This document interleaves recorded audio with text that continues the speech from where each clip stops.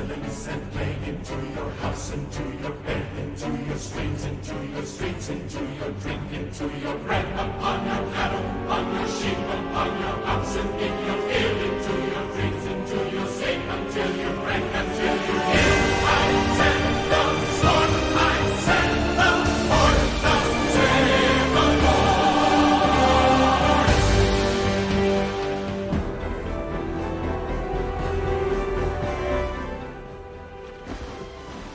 I send the thunder from the sky, I send the fire raining down.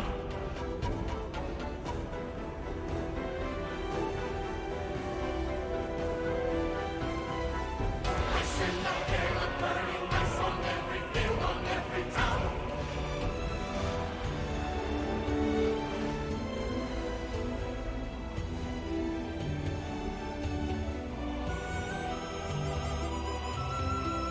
I send the locusts on the wind, such as the world has never seen, on every leaf, on every stalk, until there's nothing left of me.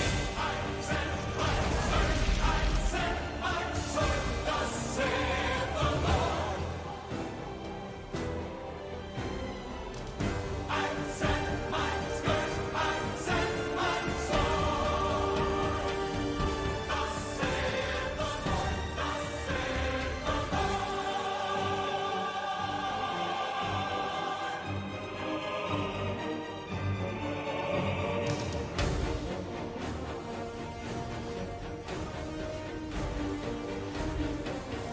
I send the sword, I send the horde.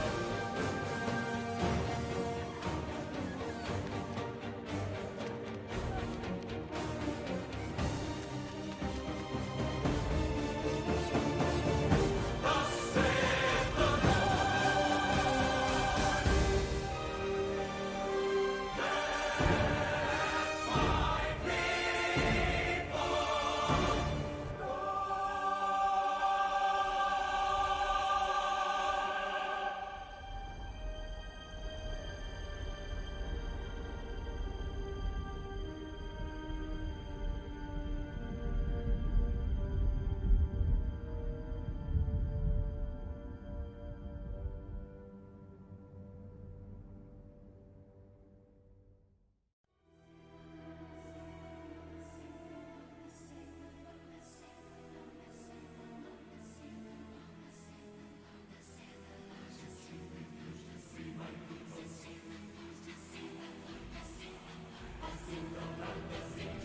I send the pestilence and plague into your house, into your bed, into your streams, into your streets, into your drink, into your bread, upon your cattle, on your sheep, upon your oxen, in your field, into your drinks, into your sleep, until you break, until you hear.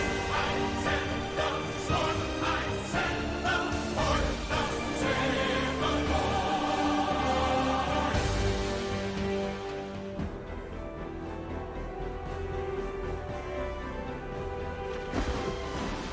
I send the thunder from the sky, I send the fire raining down.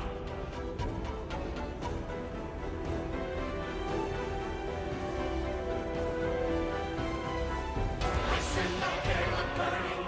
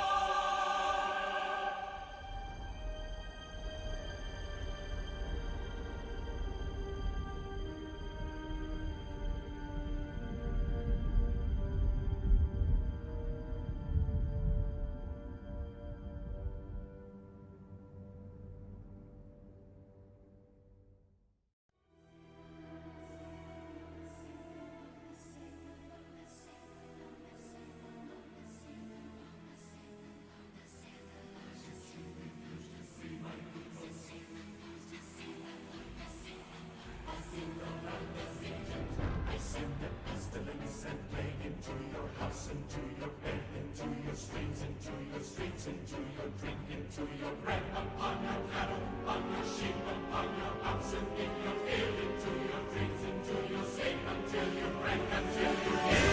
I send the sword, I send the sword, thus saith the Lord.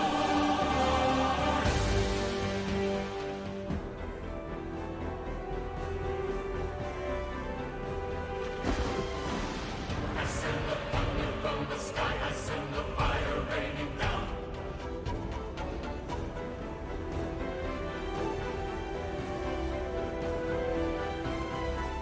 I send the hail of burning ice on every field, on every town.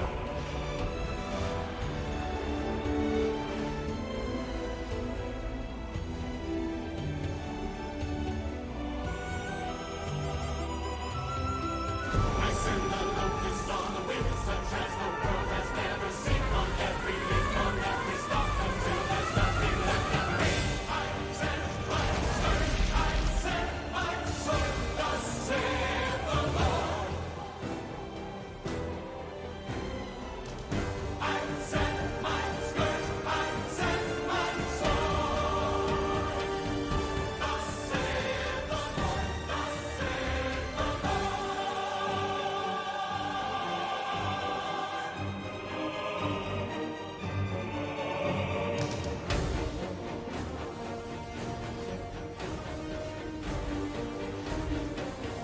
I send the sword, I send the horde.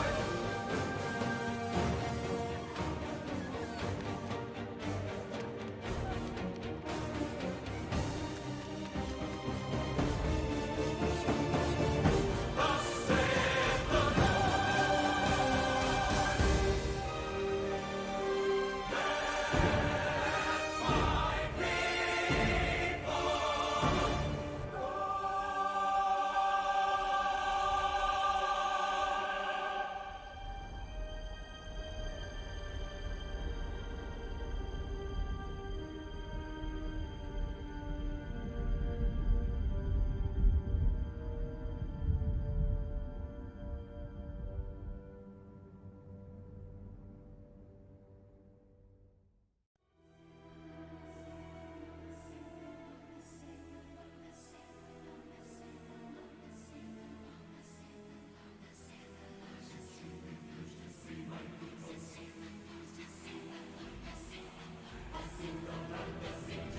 I send the pestilence and plague into your house, into your bed, into your streams, into your streets, into your drink, into your bread, upon your cattle, on your sheep, upon.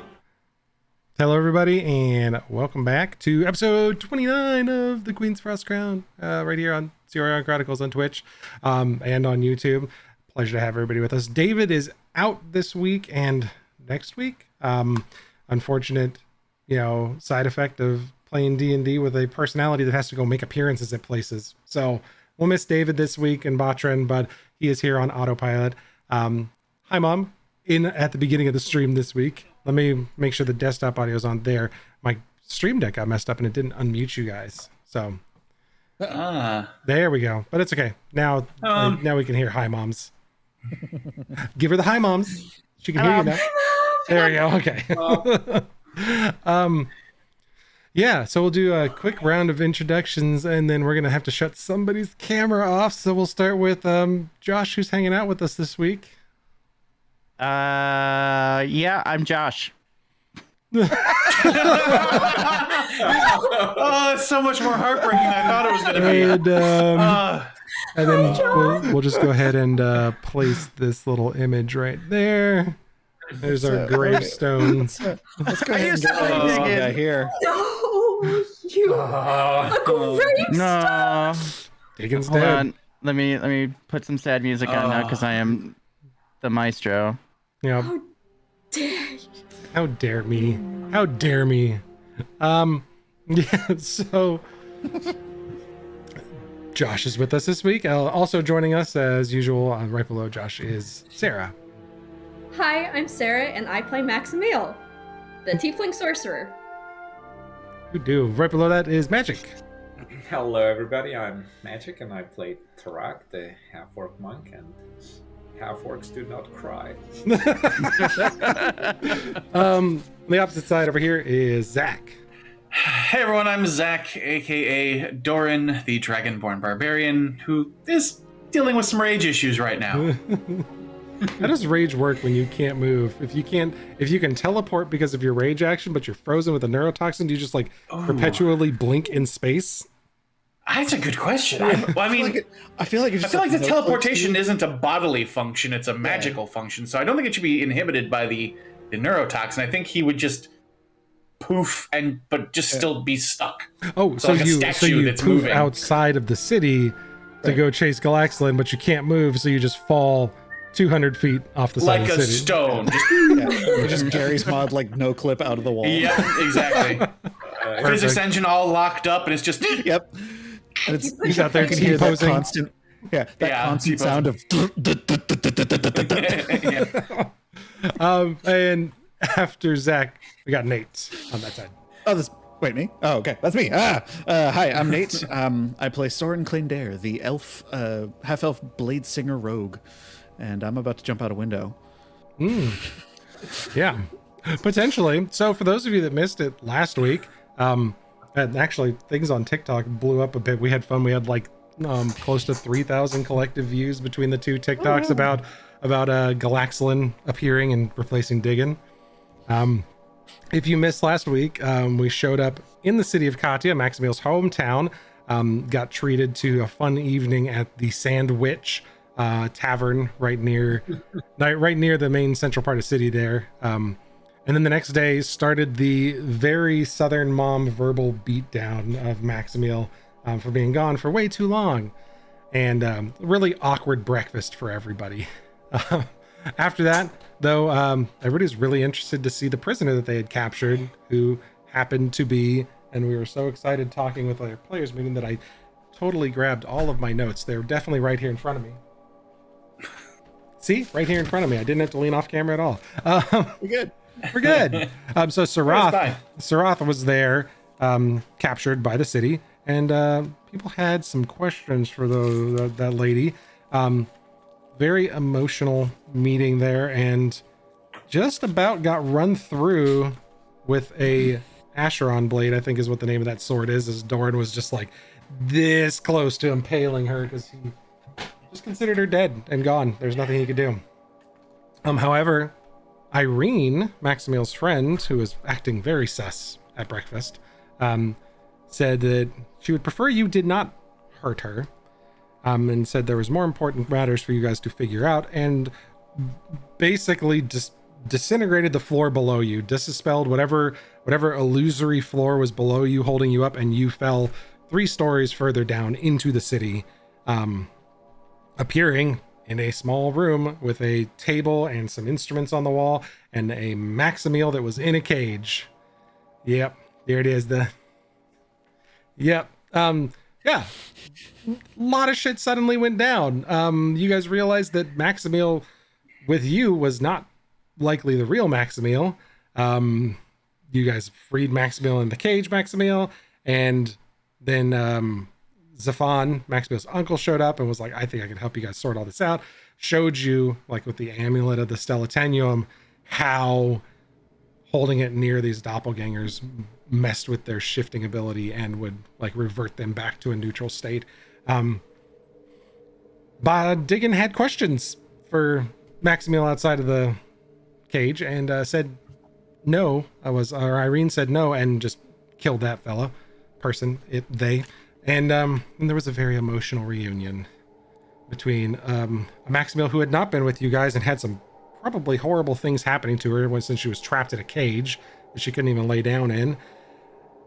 Super emotional conversation that I totally didn't almost cry for. You weren't the only one. That ended up with a very dead Zafan when Diggin was killed. And by killed, we want to be very clear that Diggin was something that was in this Yurig construct and wasn't actually a Yurig, and a soul took over and this Yurig emerged, and his name was Galaxlin, and he was not a nice dude, and he released some sort of neurotoxin in the room. Everybody was frozen, and he walked up behind Zephon and unalived him real quick. Stabbed him through the back of the head and decapitated him.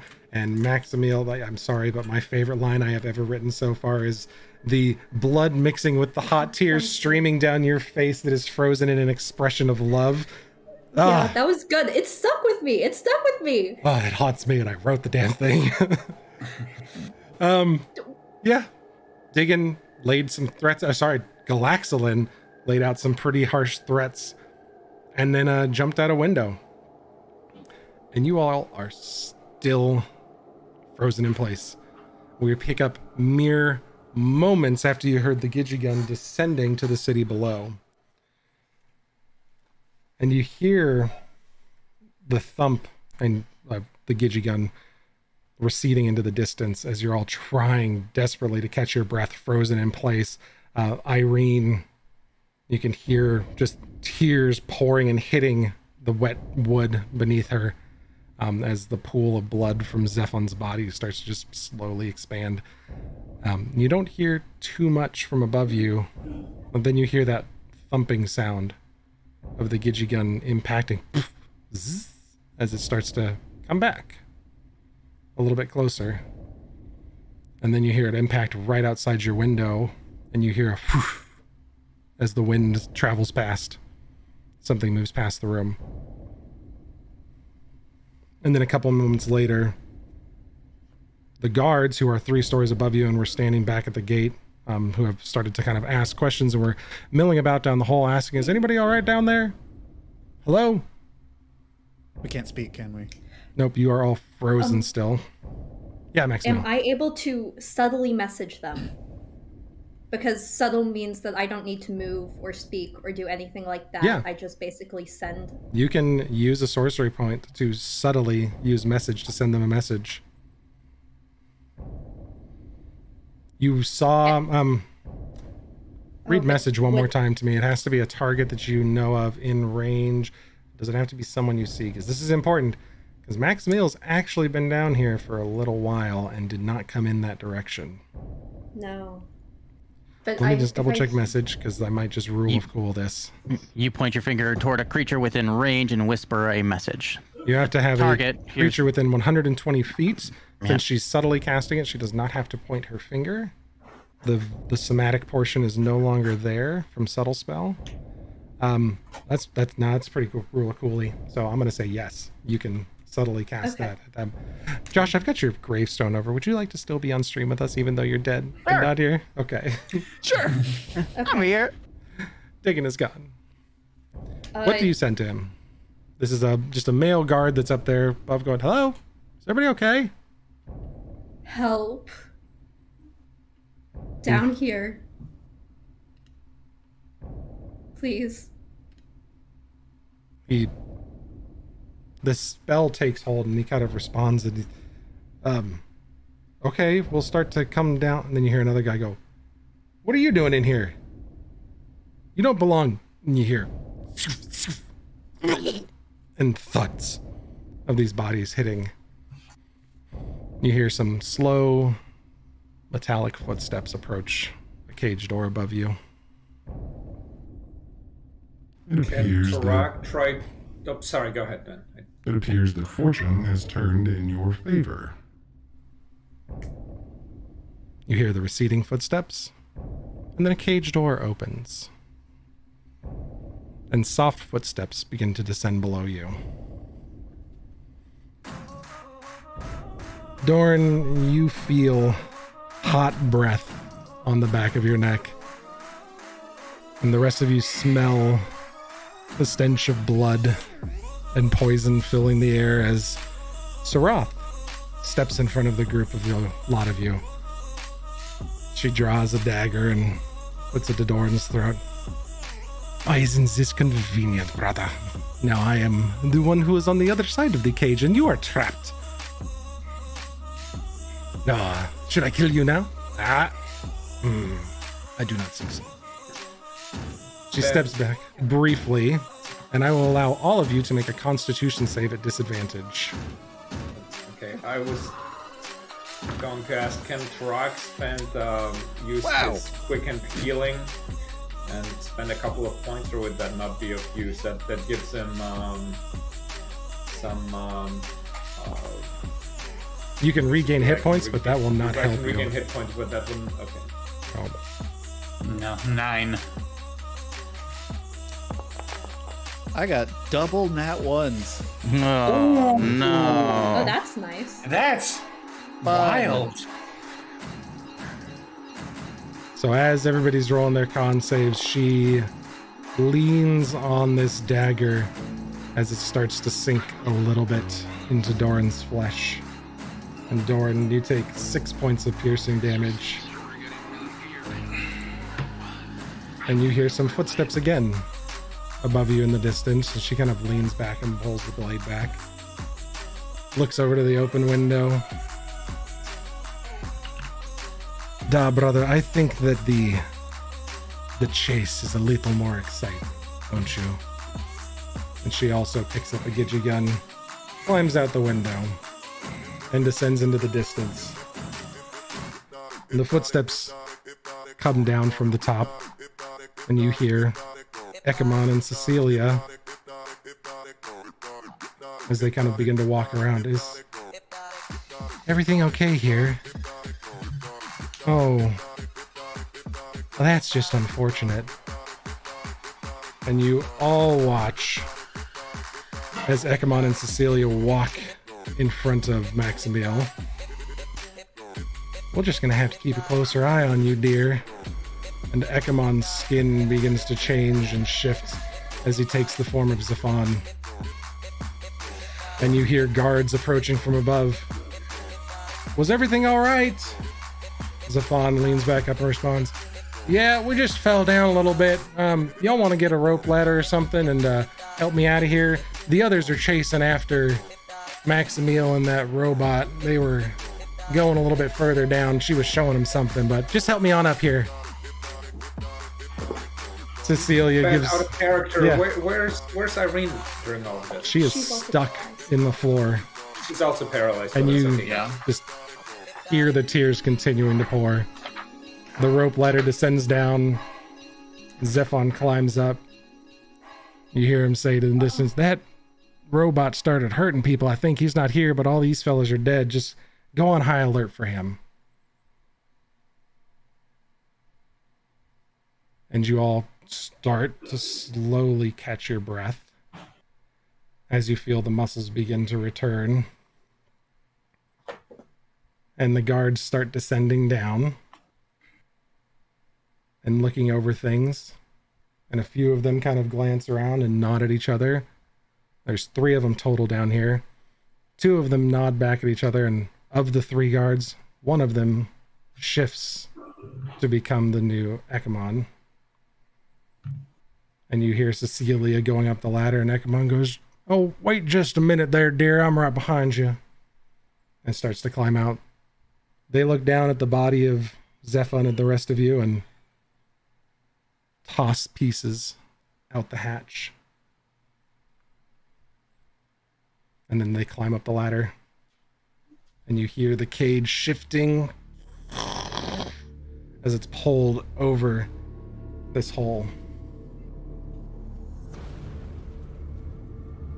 And about an hour passes before the majority of the effects begin to wear off. You all catch your breath, and you feel this toxin leave your body as slowly you begin to regain use of your faculties. Fully aware of what happened, and I am going to roll randomly since everybody kind of had a poopy constitution saving throw except Tarak. So Tarak is getting my advantage. I have a new phone, and apparently Tarak sounds like, hey Google. Because my phone just started like talking to me. It's like, what do you need help with? Having someone go, oh, hey Sarah, often gets like phones. Oh, so- geez. That is not annoying at all. Okay. Tarak, you get a bit of a benefit on this because you rolled so well. It is not Tarak, though. It is Soren. All right. Things start to shake loose on you first. All right. I look around the room. Dark. What can we see? It's still very dark down here. You can see the table in front of you, where some things were done. There are strange instruments on the wall. There is a back doorway here, and it leads further down the nose of the ship. And then there's the entrance you came in from above. Excuse me. Okay. Which is now closed off because the cage was shoved back over it. Mm-hmm. Okay. When you go, like, lean back up there and look, you can see the bottom of the cell. Okay. There's about a 4-inch gap. There was only a dozen cells in that big room, and they were just bars attached to like a cage loose in a room, like they were built in there. The room wasn't purpose built to be a prison. So they're loose cages, and they pulled it as far as they could, and that's about as far as they could get it. Got it. Okay. And Zephon's body is gone now. They threw it out the window, correct? Yep, they did. Okay. And at this point as well, you can feel and hear the city is starting to move. Oh, it wasn't. It stopped before. It was. Oh, that's fully right. It was stopped because we were at the Rosita. gathering. Yep. Shit. Okay. Quick look around the room. Is anybody bleeding? We got Doran. He was stabbed a little bit. Doran was stabbed, and there's some blood coming out of it. But everybody else seems okay, though. Everybody else seems okay. All right. I'm gonna cast Healing Word on Doran. Okay. As you cast that to rock, the toxin starts to fade, and you regain control of your faculties. Okay. Tarak slowly gets up, kind of tries to shake off whatever toxin is still affecting him. He looks around. He sees Soren move around. What the fuck? He first checks Maximil, make sure that she's okay. Maximil, did you want to make a Constitution save for me? I'm interested if you're in shock or if you're actually still with us. Okay. This is just a regular save. 14. So you didn't fully shut down and go into shock. She's still there behind her eyes. He tries to make sure that she and I guess Dorn are also comfortable. Then he gets to Irene and he grabs her kind of by the collar and pushes her against the wall. Did you have anything to do with this? She's and you just can see tears pouring down her face still. It's been an hour you're trapped down here, but she had tear-stained cheeks, and now it's starting again. Okay, he tries to kind of contain his rage. And what is really quick, actually? You have a good passive perception. She's wearing a silver necklace, and you can see it glint beneath her shirt as you slam her against the wall. Okay, I take the necklace out. Yep, it is a marker of the Stella Tenuum. Okay, so that's the necklace that would show us. That's what Zephon was wearing, and it was was used to distinguish doppelgangers from real people. Right. Okay, so he breathes a little easier. He kind of relaxes his grip on her, makes sure that she is more comfortable sitting. He said, if I find out that you had anything to do with this, with hurting Maximil or her family, I will kill you with my bare hands.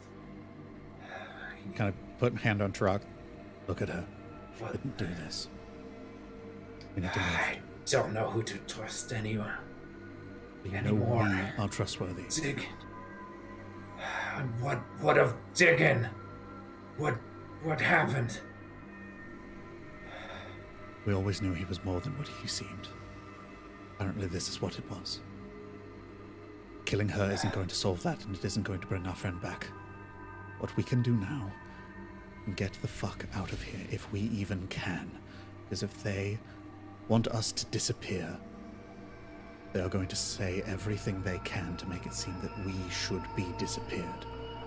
That we killed him, or worse, that we...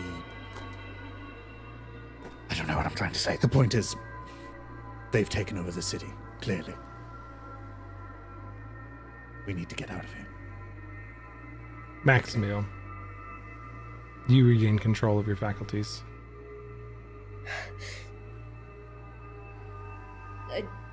Lights up, and she falls back against the cage. Doran, you gain control.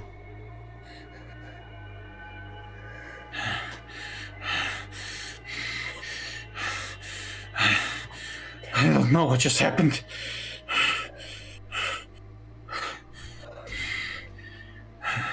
And he's gonna run to Irene as well and just be like, what happened? Tell me! She's still frozen. Doran, look at her. She doesn't know. She knows just as much as we do, most likely. And Max, look, Dawn, the necklace. She's wearing exactly that necklace. What is this? I just Tarak grabs the necklace off of her and he brings it to Maximil. He just points it at her just to make sure. He says, "I'm sorry, Maximil. I touch it. We have to know." We don't. Do you know anything about this situation that we find ourselves in now? Actually, I happened to learn quite a bit of interesting things. At this point, Doran, are you still holding Irene? Yeah, he's got her like by the shoulders. Make a athletics check for me. Athletics check.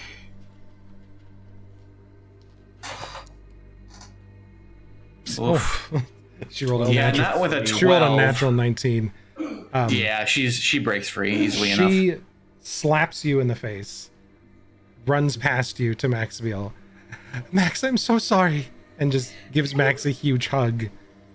And you all watch as she holds her for a moment, and then kind of breaks her back and like holds her by her face, and then embraces her in a very deep kiss.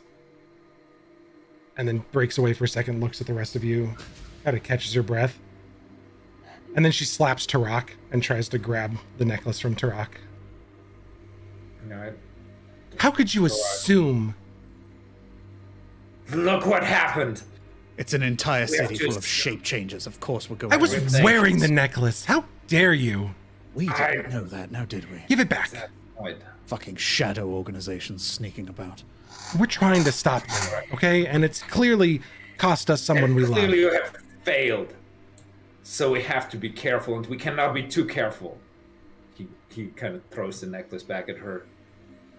Max, Looks back to Maximil. Maximil, when were you taken from us? What happened? I was. I'm sorry, sleeping. Max. I'm sorry. No, I'm sorry. That was good. That was any shit. We last night maybe, I don't know. I was sleeping at the Flamin' Sandwich, and then they grabbed me, and next thing I can So see. you remember the flaming sandwich? That was still you. Yeah. Good. And- So Then they brought me down here, and I thought, but they're everywhere. Do you remember everything? Yeah. How What are do you you implying? know? Okay. Well, after I told you what you might not know, you freaked out and left the city. You clearly didn't remember then. I'm making sure you remember now. I remember. what are we talking about? This isn't the first time I've been down here. This isn't the first time they've experimented on me. This has been happening for my entire life, and I didn't know. When I was 4 years old, I found out that my parents were shapeshifters. And I ran away from Maliopopet to Katya, and I found Cecilia and Ekamon Archibald, and they were going to take me in. And then their guards transformed and killed them. Wait, They've been dead this whole time. And You're just remembering this now. there were these walls put up. There were like magic in here that I couldn't remember, and then they would take me down here.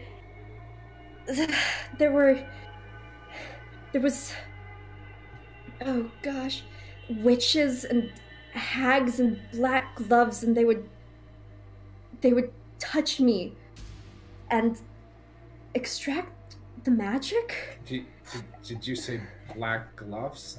Yes, these silken black gloves. Yeah, Josh? that's the ebon hand. He was just and there was one thing. There was a dragon who came. A dragon who explained phenomancy to the things that are pretending to be Cecilia and Ekamon. Do you know who it was? This dragon, describe it to me, please. What did he do? Sarah, roll a history check. Okay. Or actually, this is a lot here. Let's make this this is just going to be an intelligence save.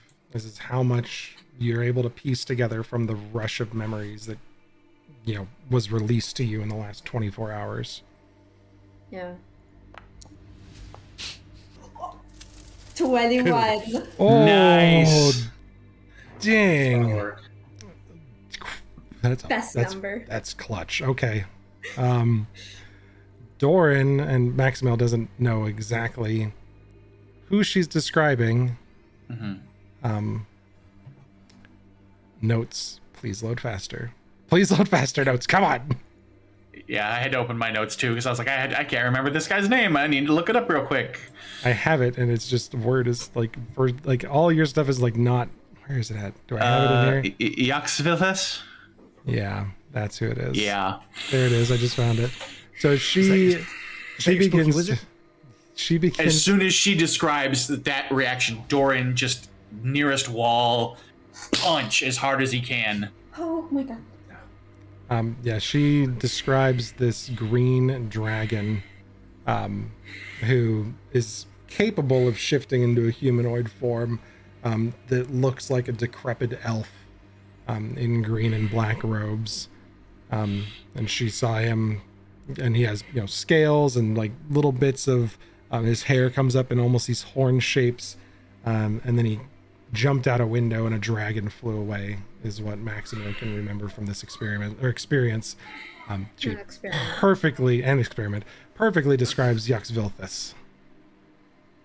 Darwin, is it the same dragon of which you spoke that did these horrendous things to you and other Dragonborn? Yes. It is Velitarthex's personal wizard, Yaxvilthus. It's the same wizard that experimented on me, resulting in my own magical outbursts. Wait, a wizard? Right, but let's take stock here. This is actually,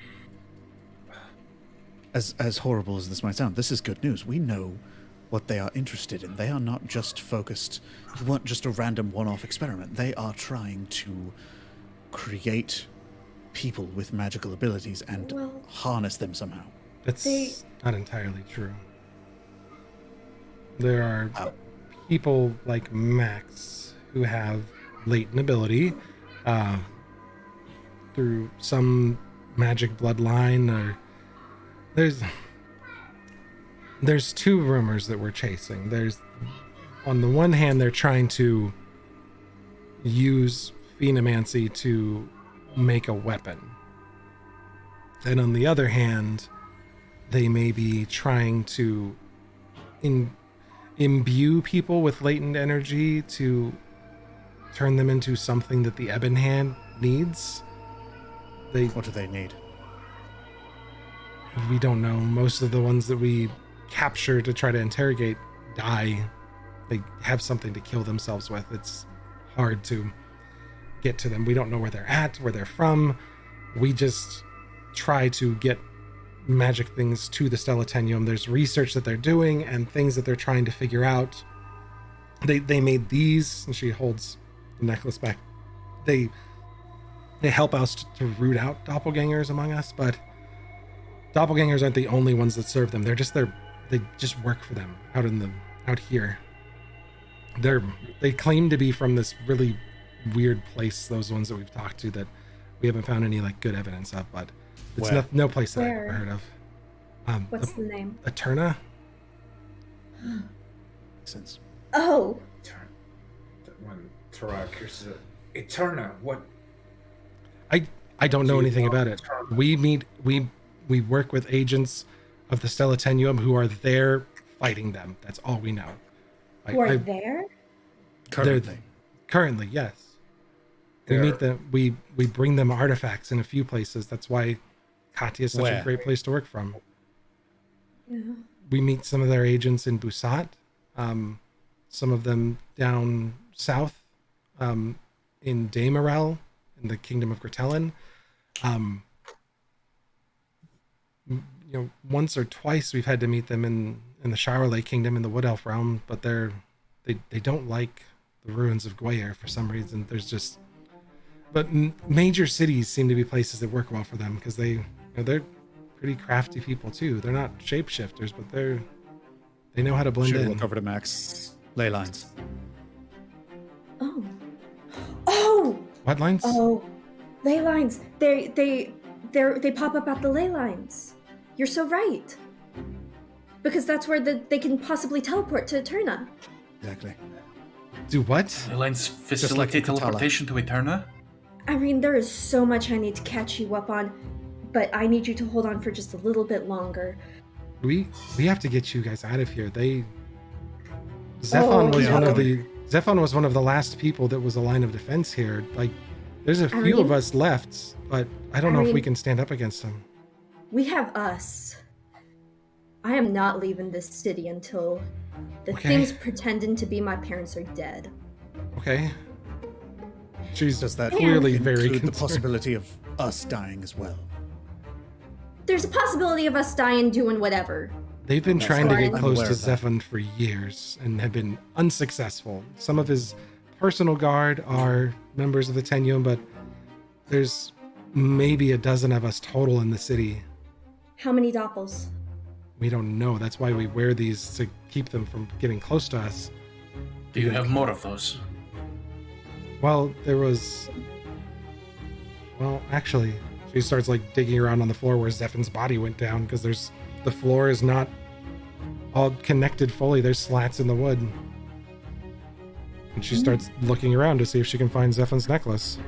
I put a light down and start scanning. All right. It comes out from the floorboards. She finds the glint of silver and soaked in blood. She lifts up a second amulet. I also have mine. So that's 3. Well, wherever it is. Did they take it? I doubt it's still on me. Well, no, yours is you have some of your belongings just over in a sack. They just kind of you recall them taking things off of you, and they used like sticks to take the necklace off of you. They wouldn't touch it. Can you get word to the other members of the Tenuum in the city now? We could go to one of the safe places. Okay. But that would require us leaving Belle Maison. Yeah. Is that where we are? Are we under the house? You don't want to be here. They own Belle Maison now. Unless we get it back. Yeah. Martha, we cannot get it back in our current condition. We have to regroup and plan an attack. Right now, Or can to we just go up there? you're going to go attack Zephon like outright. Who knows what he said? He was talking about the robot and you, or the Yurig and you heading off down here. He could be up there spreading lies. Yes. It's up to you. But if he's shown himself, then we can't be blamed for killing him right now down here. This is true. We need to move quickly. Tarak, you still have the usage of, what do you call it? Pass without a trace. Yes. Yes, I do. We'll move quickly and quietly. We might be able to get there in time. Can you gather them as fast as possible?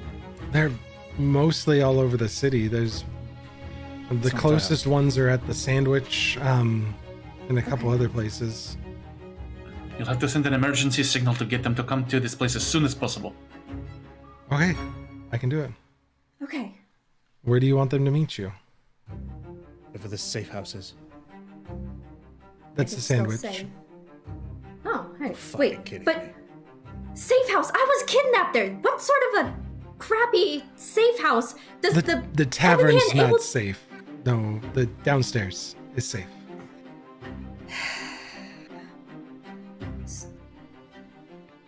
I feel like that was poor planning, but I feel like there's someone I'm going to have a chat with when we get there. Yes. Okay. To the Sandwich. Right. Okay. First, we need to get out of this fucking room. How do you feel about swinging? Fine. I may just do it myself. Oh, that's right. Can I take a look around the room, Ben? Yeah. Like, what else is there in here? Do they have any more of that dragon blood that they were using on me? You can roll an investigation check. Please. Don't let me down. Can I ask someone to help me with that? Absolutely. You tell them exactly what they're looking for, and they can definitely help you out. Hi, guys. Really quick before we leave, I know we're in a rush, but I am looking for anything that's related to the Ebon Hand or what they were doing to me. They were infusing me with these little vials of dragon blood, I believe. Trying to graft together. It was not pleasant, but they should be in this lab somewhere. Can you help me? I'll help. Very well. Do a quick comb using over the for eyes of the- the eagle to help. Okay. Yeah. Okay. So, Maximil, you can roll an investigation check with advantage. Is how it's going to work as a party search. Okay. Advantage. Come on. Okay, 12. You manage to find where they're storing most of the devices that they were using on you. And then you find a locked cabinet that you could assume has the blood in it, but you don't find blood anywhere else. Okay. You want that open? Yes, please. I'll go and take out my thieves' tools and try and pick the lock. Okay. Ooh, that's not bad. 18. No, wait. No, I can't do math. 21. 21. Okay. It pops open. Everybody in the room click. Oh boy. Oh, scheisse. I'm standing in front of it, right? Yes, you are standing in front of it. Can I try and dodge? How are you, like, just trying to duck out of the way? Yeah. Okay. You attempt to duck out of the way. Doran, what are you doing? Dorian is going to hit the deck, just like in case something comes out of it, he's gonna drop down. Okay. Yeah, revise that real quick. You said there's a cabinet, it's locked, and we heard a click sound come from it? Click is the indication the trap's gone off. You have a split second to react. Right, but like what was the verbal or like the audio cue for like this trap going off? What did we hear? What did we see? Anything like that? The way I know click yeah. is the way click works is your gut says get the fuck out of the way. So there's no additional cues beyond that because you know what you're working with. You know the state that you're standing in. That's what you have to work with. The click rule comes into effect. Is it you're messing with a locked cabinet in front of you? You know something wrong is happening. What are you doing? Okay. Duck, Next. head over hands. Duck. Okay, Just Tarak. like, because I was on the very side, so I just... Tarak, is it fairly dark in there? There are shadows? Pretty dark in this room now. Okay, so Tarak is going to use Shadow Step and kind of teleport to a far corner from wherever it was. Soren's still ducking out of the way. Yeah. Okay. Everybody make a dexterity save at advantage since most of you have moved away or ducked away from the poison spray that is triggering out of this box. Nice. Where's my Ooh, okay. 14 plus 8. 21 for Torak. 22. 19 for Doran. 19 for Max. 22 for me. 22 for you. Okay. Everybody else is fine. Since you were right there when it opened, Soren, you do dodge it so you don't get poison condition and you only take half damage.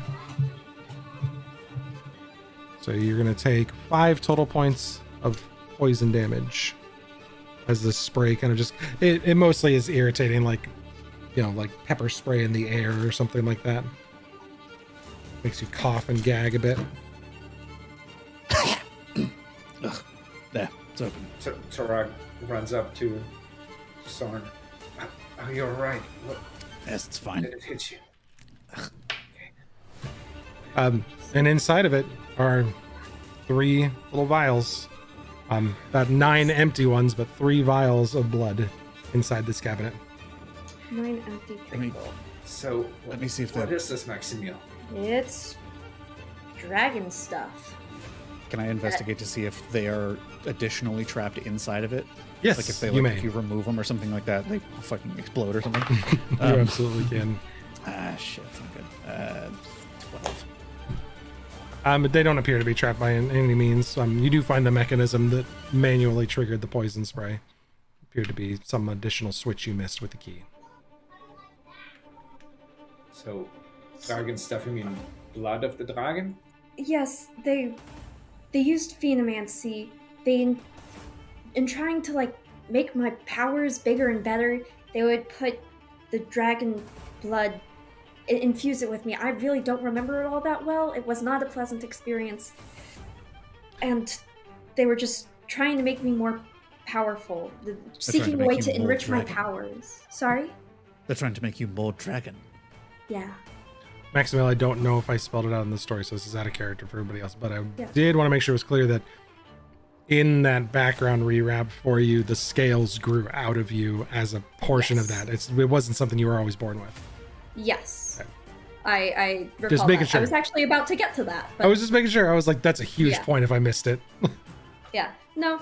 Yeah, like, and you know, I'm not wearing my coat right now, so you can see that she is like covered, like almost in the weak spots, like armor, is just absolutely covered in blue scales, and this came from that. I was always told that they were me coming into my own abilities, but no, they were forced on me, kind of. They came as a part of the experimentation. So, but you said your true parents are shapeshifters. No, the people who were pretending to be my true parents when I was like a toddler were. And I have to ask them a couple of questions too if I can find them. So, do you know anything about your actual parents? Nope. I don't know their faces. Okay, We can well, that is a assume story for that- another day. We can assume that they're pink. tieflings too. Right. Well, at least Ben, one of would them. we, as inhabitants of this world, would we know if like tieflings could just spring into existence from nowhere, or if they are like from tiefling lineages? They're from tiefling lineages. Okay. Yep. They were rumored. The story goes that tieflings were the spawn of fiends that placed them onto Cyorion, and then from them tieflings like spawned orcs into existence.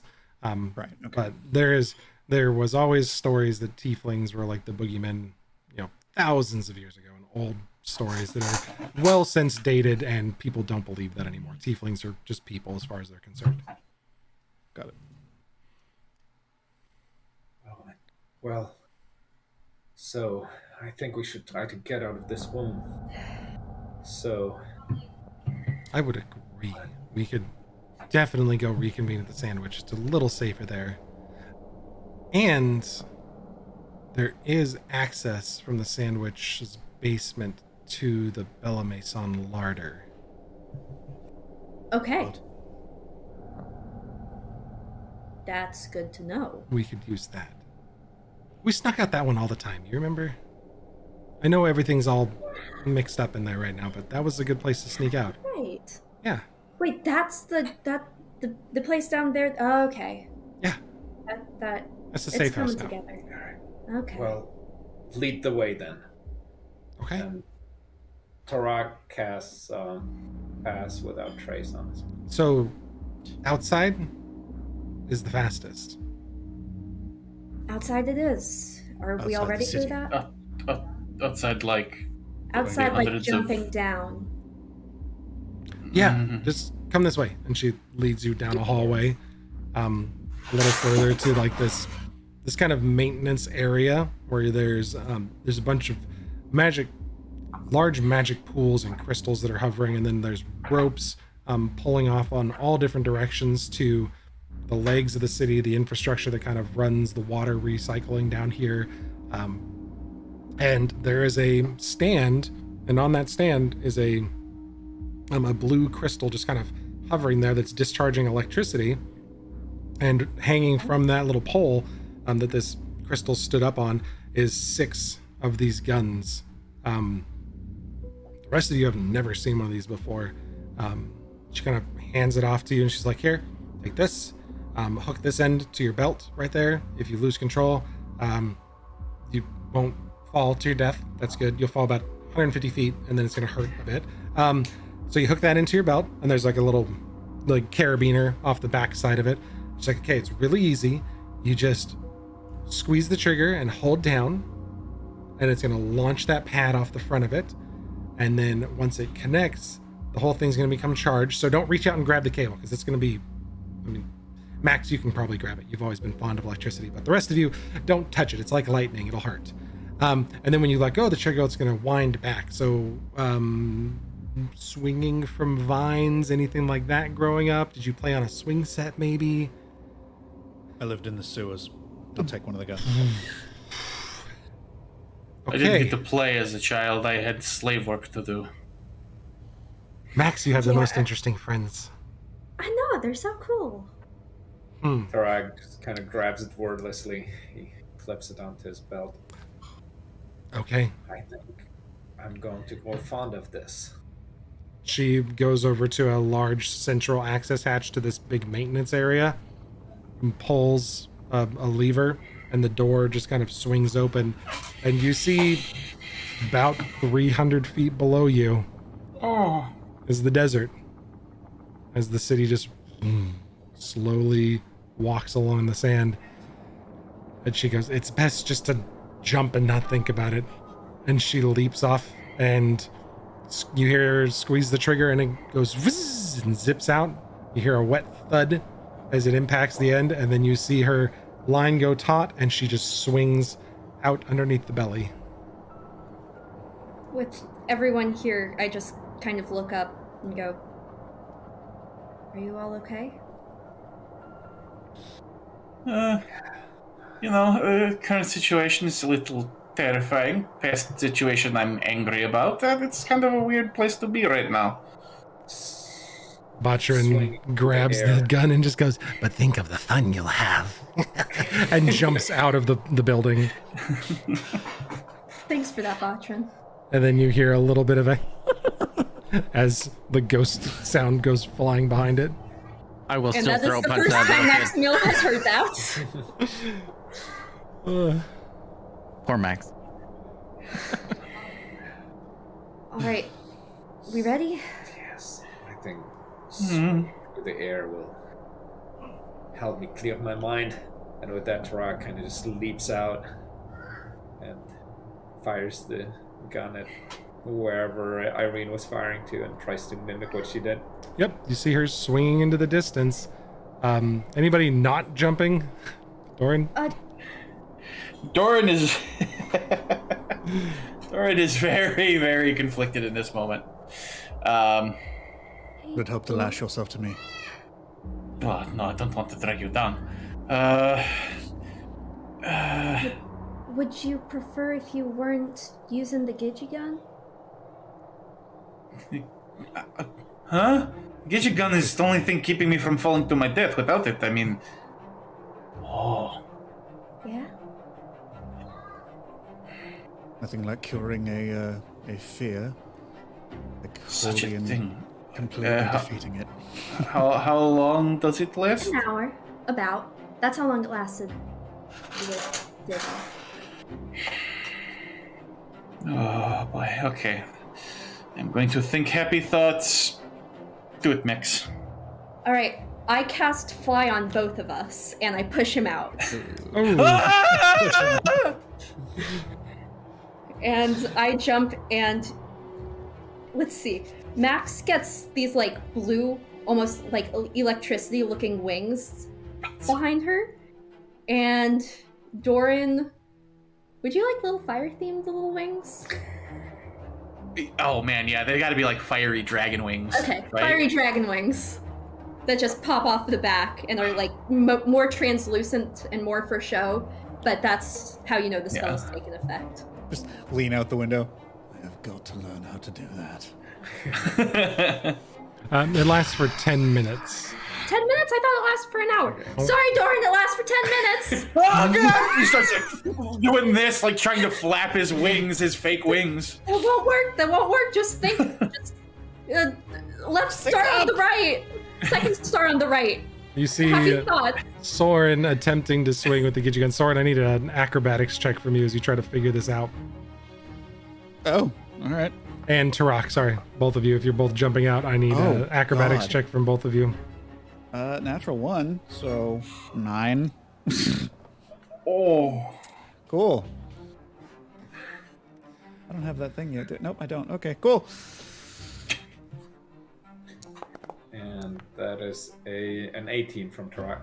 Tarak, you get the hang of this pretty quickly, and you get your momentum going, and you watch her intently in the distance with the eyes of the eagle as she, as Irene zips forward with it and then lets go, and it retracts as she just kind of flies through the air. And as she starts to descend, she pops it again and continues to swing underneath the belly of the city.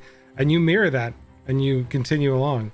Soren, you jump out and you squeeze the trigger, and it goes zzz, and it smacks, and you kind of, it gets going, but you don't really let go at the right point, and you kind of hang in the air for a bit, zip it back up, and you stick, and then with a natural 1, you're just kind of hanging there. And then as you're holding the trigger down, it starts to like retract you up and very slowly like lift you up to the belly of the city. It's just as it like pulls you up, and you're not swinging anywhere. Kind of kick your feet a little bit. Can Tarak looks back? Does he see that? Oh, absolutely. Soren's back there just hanging out. Tarak reverses direction, and he goes back to Soren. He gets in, he's like, what's up?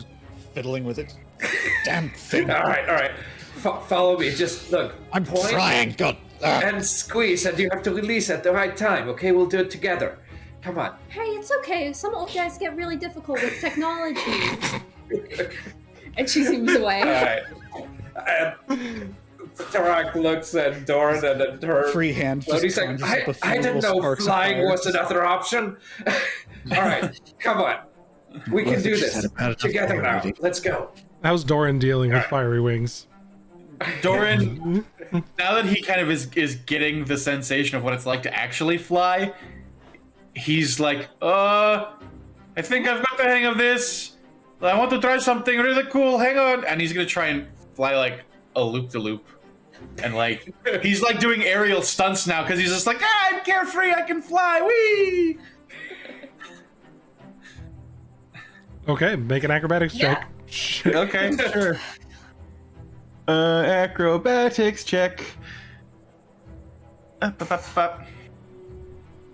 That's not great. That's only a 10. You go to do your flying trick thinking you're super cool. And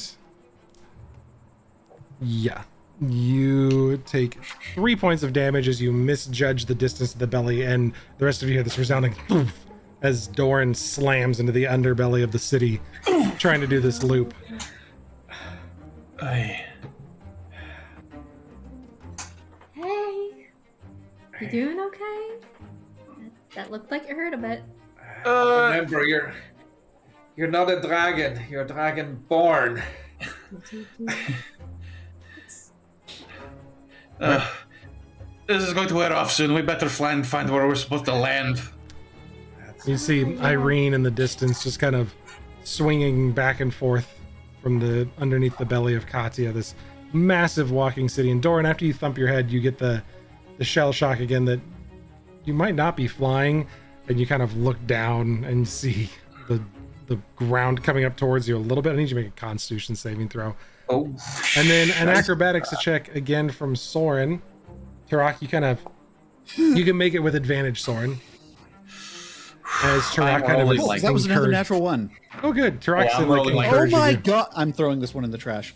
Yep. Oh no.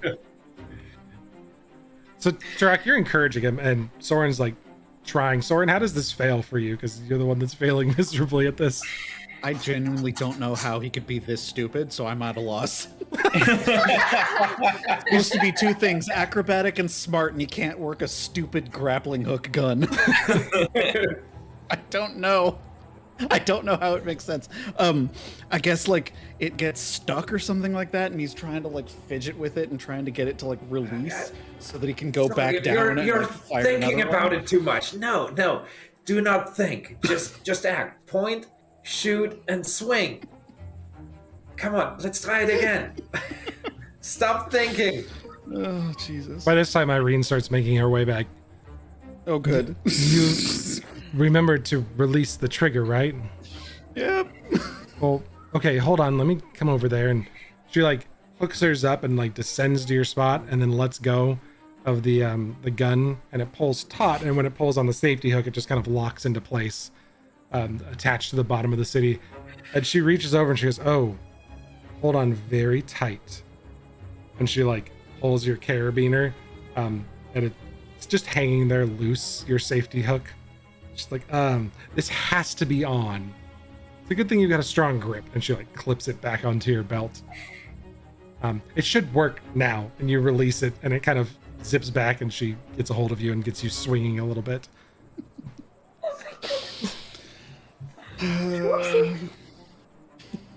But she leads you all up the eastern side of the city, as you make your way up to the edge of Katya, as still kind of mid-afternoon after all these shenanigans went down.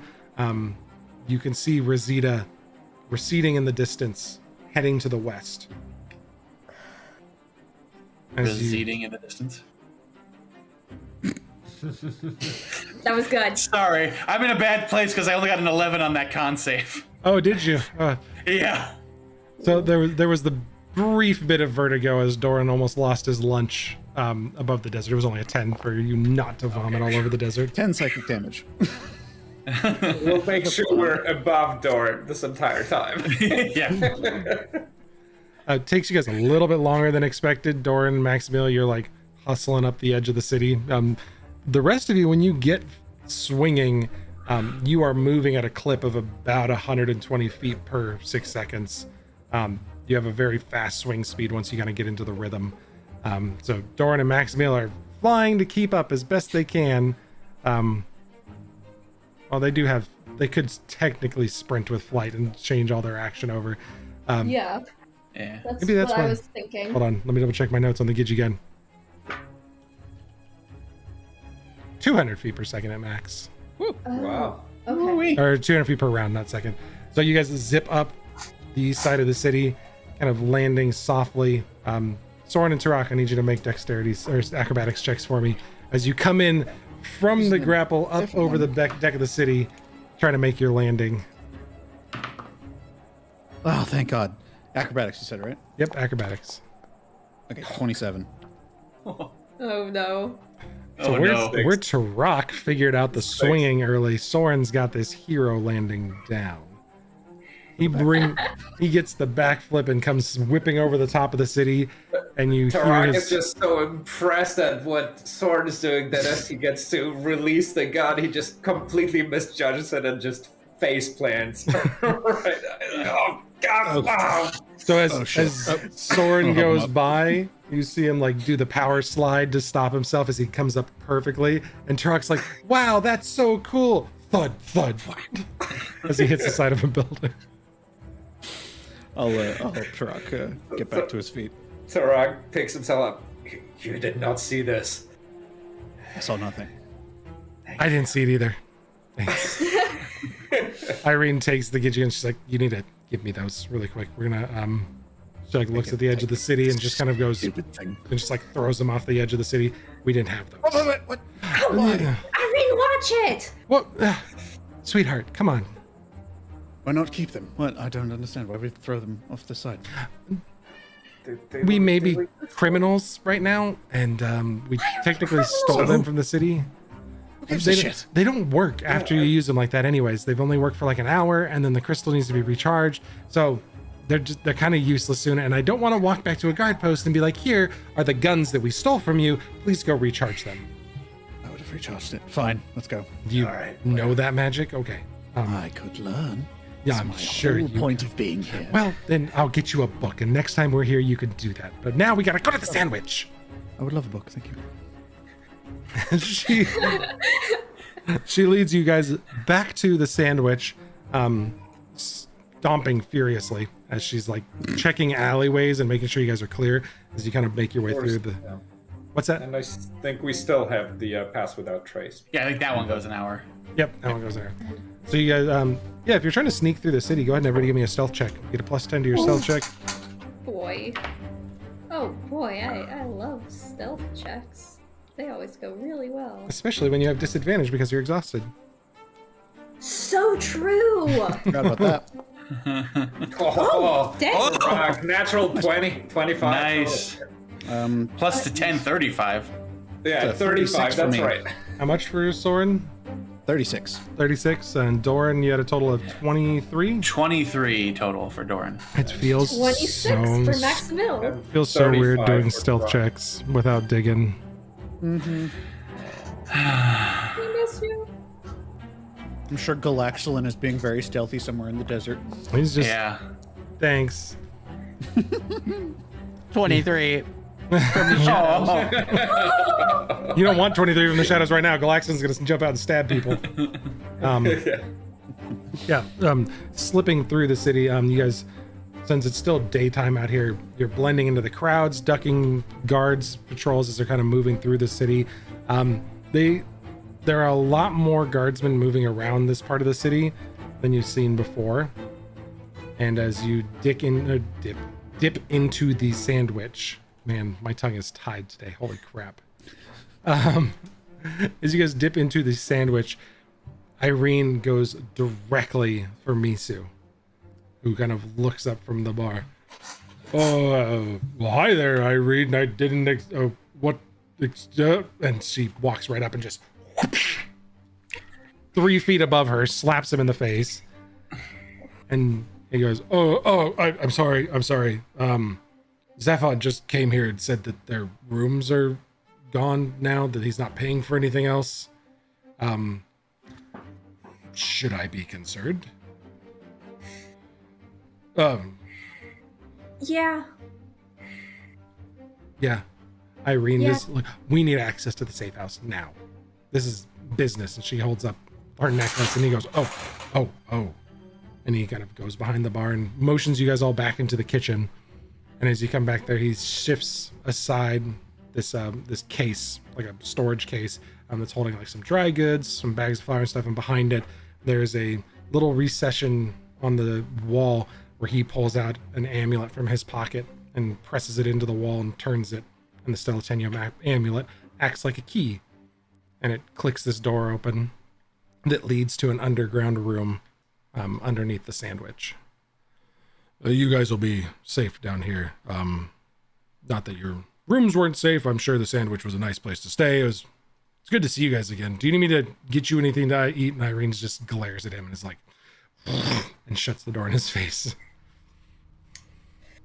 I'm sorry. He tries his best, but Misu sometimes is a little bit too many hits to the head in his adventuring days. Apparently he just got one more. He deserved it. I mean, Did he? It wasn't his fault. he put you in a room in Yeah. Katya when we knew what was going on. Like, all of the Stellatenium knew that was here. Zephan also knew.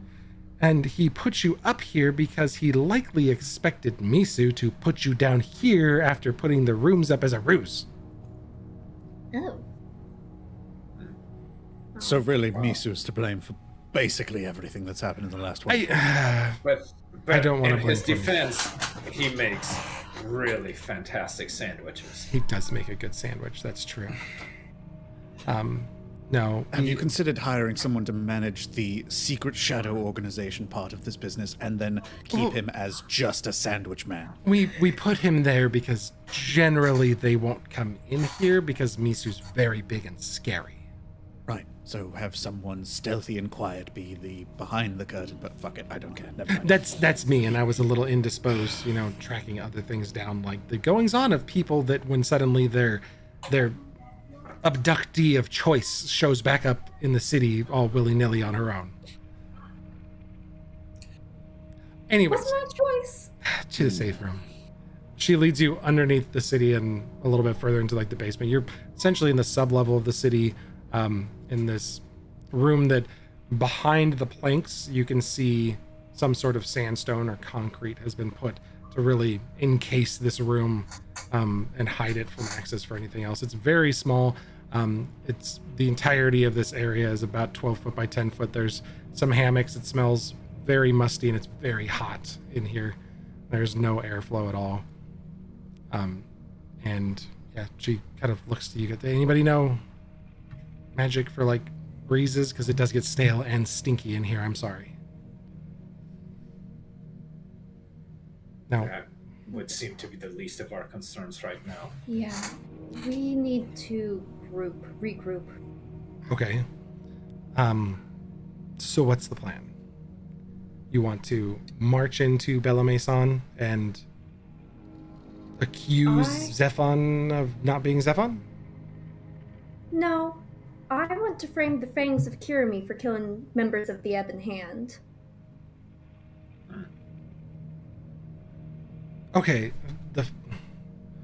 Is that who the mean Dragonborn was? Yeah. That's who you said, right? She's She the was fangs of there. Kirimi. Okay, yeah, that's right. It'd be very easy to start up something between those two, I think. How do you figure? Well, they kidnapped a member of the Fangs of Kirimi and held her. As far as I'm aware, that was your sister, correct? Yes. Okay. I think I get what Maximilian's trying to say here. The old adage of the enemy of my enemy is my friend. Yes. If we pit the fangs against the Ebon... They self-destruct. Right, but we don't have to worry about them. If they fight each other, we don't have to fight them, and we can pick off whatever remains. Yes, I would not go as far as calling either one of them our friends, Absolutely but at not. least they will be each other's enemies. On top of ours. So the issue we have, the royal we don't know how big the Ebon Hand really is. We know that some of their agents are here because of you, Max, and that they've been infiltrating Katia because they knew the Stella Tenuum was operating here, and they were trying to steal artifacts as well. There was rumor that you had picked up some book that all parties were interested in. Yeah. It's safe. Don't worry. You have it? I said it's safe. If I said it was safe, do you think I would have it? Oh. Well, but it wasn't on you when you got picked up, was it? No. It was safe. I am not safe to be around. I think we have acknowledged that. We can acknowledge that. That's fair. Yeah.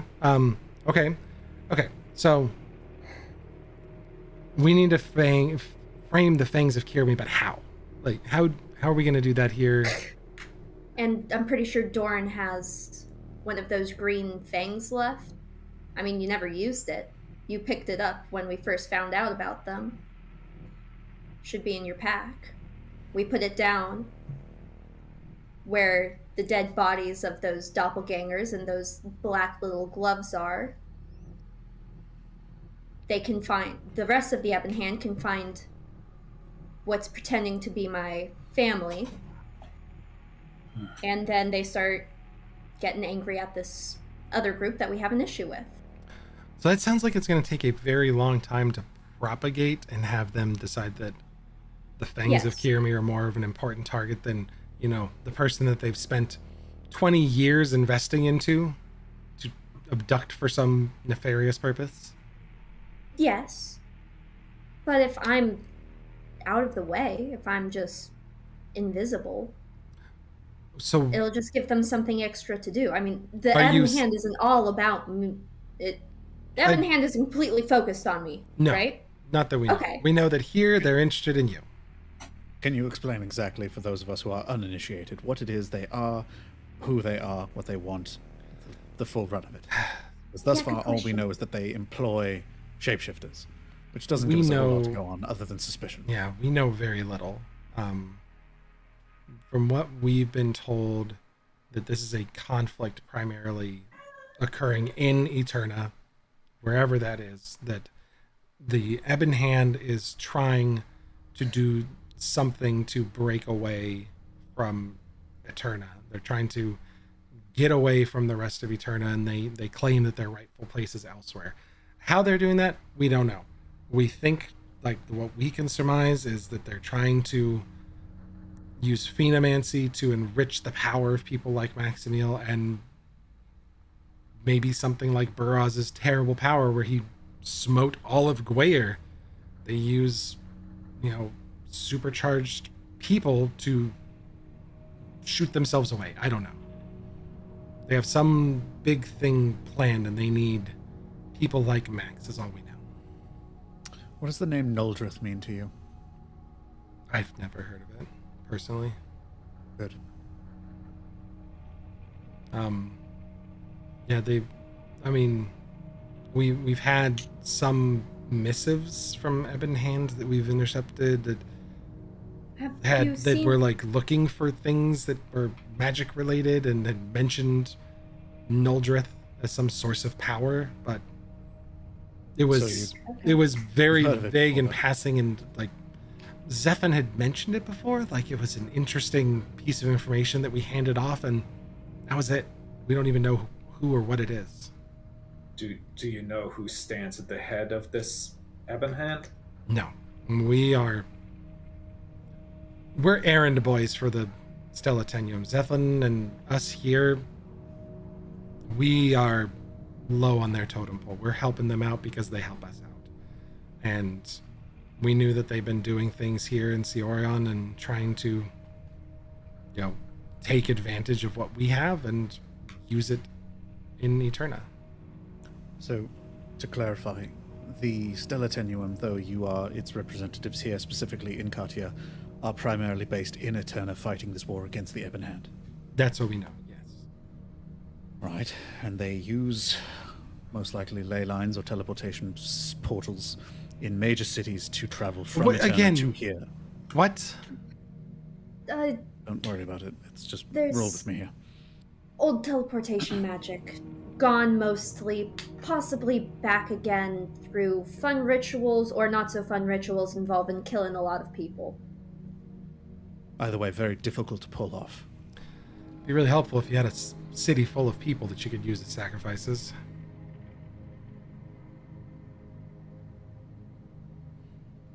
Just stare at her. What? The Ebon Hand knows how to do this, and they now own Katia. What's to stop them from taking citizens? Which is why we need to get them out of power as quickly as possible, at least here. We need have to an take idea. them down. So you're willing to sully your entire family's name and any chance you have of coming back and fixing things here just to get them run out of town? I mean, yeah. If it's gonna save the people of Katia, then yes. Although So we want to turn the people of Katia against the current leadership. What about publicly outing them, dragging them to a massive public area where they are forced to... We take the necklaces and we forcefully show that these are doppelgangers and not the true leadership. we could do that. I mean, that could had work. considered it too, but we do not know how many of them there are. No, but the point is we just need You to show could- that the leadership is Well, false. That's a quick way to incite a panic, too. We have a half dozen of these necklaces total. Are we going to show every person of the city that every other person is or is not a doppelganger? No. And how? Good point. Otherwise, if you start doing that, What if- everyone's going to freak out and start accusing Okay. everybody, and it's gonna. We just tell them that they only infiltrated the royal family. I think I see Irene's point. If we only show those, it's only the leadership, they will probably draw false conclusions and assume that it's not just the leadership. It is a quick way to incite a panic. well, not only that, we would have to make ourselves known and come out of hiding too. And since we do not know how many enemies we're dealing with, this could quickly become much more dangerous for us than we would wish. We need to find out more about the situation first.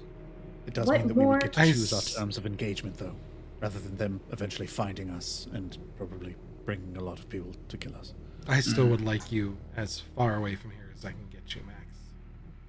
If there's something you want us to do here, and you want us to plant that information and start to out them and turn the fangs of Kirmi against the Ebon Hand and have them fight, I would gladly have us do that here as our new mission.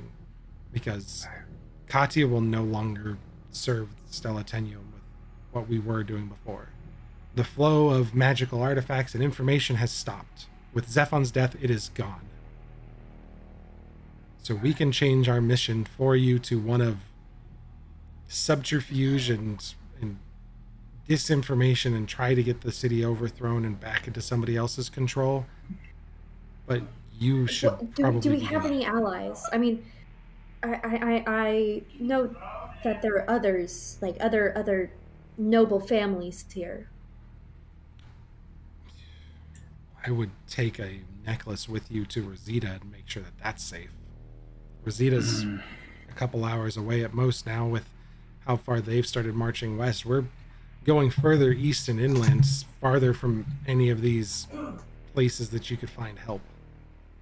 It leads me to an interesting question that probably should be addressed. With current leadership not actually being leadership, who is supposed to be next in line? Maximil, is it you? Yeah. Yeah, Maximil would be the trade princess of Katya if the rest of the family has been replaced. Yeah. Is that something that you want? I mean, it's You something don't I've have to been working. decide now, obviously. I've. It seemed like a natural progression. Could you act on this authority and tell the people that they're... Again, that incites the panic. You're right to worry about that, I mean. What? But What if we got one of the doppels on our side to pretend to be me and lead? I don't think that would... I don't think they are interested in being on our side. Yeah, but if Their changelings and doppelgangers are not exclusive to Eterna. There are those that exist in Cyorion. You could send one here in your stead if you could convince one. Yeah. Find one. Seems to be fucking hard, if I'm being honest. Yeah. They tend to blend in very well, clearly. But And still, what purpose would that serve? Just to have somebody else pretend to be you? if we don't tell the people about the changelings, and we just say that most of the family has been slain, But they are still... we won't have any bodies. Well, Yeah, not they made just- themselves known in their forms. I don't think that lying to the people about their deaths is going to help. I mean, Well, not I mean, lying, but technically telling we the won't be truth. lying. Cecilia, Yes, Ekamon, and Zephyr are all dead. Okay. Don't the people deserve to know that? Of course they do. I am in full agreement, but Perhaps The plan we this have is laid not out the right best now could time. potentially result in civil war if we send some sort of doppelganger as you to, walk around the streets and tell people, oh, they've slain my parents and my uncle, then join me and we'll form some sort of uprising. Then we're going to have loyalists on both sides fighting each other and the city is going to bleed. I like your idea of trying to pit those two against each other, the Ebon Hand and the Fangs. But I also have to agree with Irene that this is not a safe place for us. You And may especially have. if you, Sorry, Tark, go ahead. at some point, are to assume your adopted birthright. We need to keep you safe. And as Irene said, we could try to do that and put the plan that is your idea in motion. Because, as Irene said, I think it might take some time to develop. Time that we could use wisely. You may have better luck at the year's Ashahoyan Council. Oh gosh. 2.5 more months. It's the beginning of the year. The cities send representatives near Busat. And the trade princes and leaders of Ashahoya all meet, and exposing them there may be the most effective, but that's 2.5 months away. That's 2.5 months of time where your subterfuge, your plan might work. It could take great root, yeah. Yeah. I mean, that is probably the best plan we have for now, other than obviously escaping. If we got to Reseda and first of all made sure everyone there is who they say they are and not the doppelganger, but informing them of the subterfuge that has happened here, to tell them to try and stay away from this place. We could save two cities at once. And speaking of Wasita and doppelgangers, Irene, do you have any suspicion or any reason to believe that there are other doppelgangers in other cities? There may be. As deeply entrenched as this one, I doubt it. It would be very odd for them to have control that far. They were here for a reason, for Maximiel and to stop the efforts of the Stella Tenuum. So, what about the doppelgangers in Malleopopet? I think they were there for you, Max. I think they showed up to get you. Are they still here? Those ones, it's hard to tell which ones are which. They may still be. One of them may have died as the fake you. Max, you can lead this city whenever you are ready to. And until that time, I consider you my trade princess, and I will follow exactly what you tell me to do. But I want to see you safe, and this is not a safe place for you. But I will begin working and planting those seeds of dissent and doubt within this city. And if you could talk to the Jewel of Reseda even and warn her that this is coming at the next council meeting, it could be brought to their attention, and you could show everyone, and you could complete that circle of dissent and distrust with the leadership of the city and come back victoriously and claim your right. And I will help build that path for you. But right now, if you stay here, I don't think you'll ever live to see another day. And your friends may be dead with you. I don't know what they have in terms of forces here, or who they've corrupted, or what posts they own and control. We could walk through the larder there and pop out the other side and have the chef start to attack us. I don't know.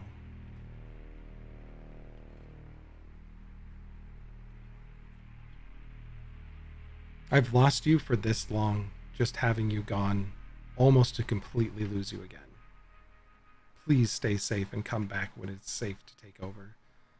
And I will help you do whatever things are necessary to guide you down that path.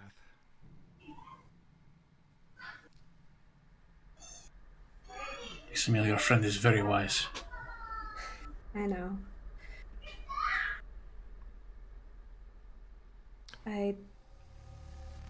We will stand with you no matter what you decide, but I have to say that what she says makes a great deal of sense. Perhaps this is a fight that has to wait, and we have to wait until our chances are better. very much out of our element here. We are competing against people who can deceive and lie and infiltrate to a level that we can't possibly imitate or compete against. They are deeply rooted in here. We have just arrived.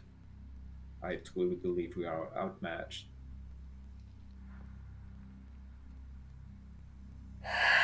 You have plenty more time to learn and grow and be stronger and be ready to get your vengeance and extract justice on these people. If you find a way back to, you talked about teleporting and things, maybe if you find a way to Eterna, you can attack them where it hurts. Yeah. But This is really not safe for you. there are still so many questions, and do you know if Zephan kept any notes, if he kept any books? He had About- some information, some of his personal effects. I may be able to slip in and get them tonight, but I would be the only one making sense walking in there alone. Alone?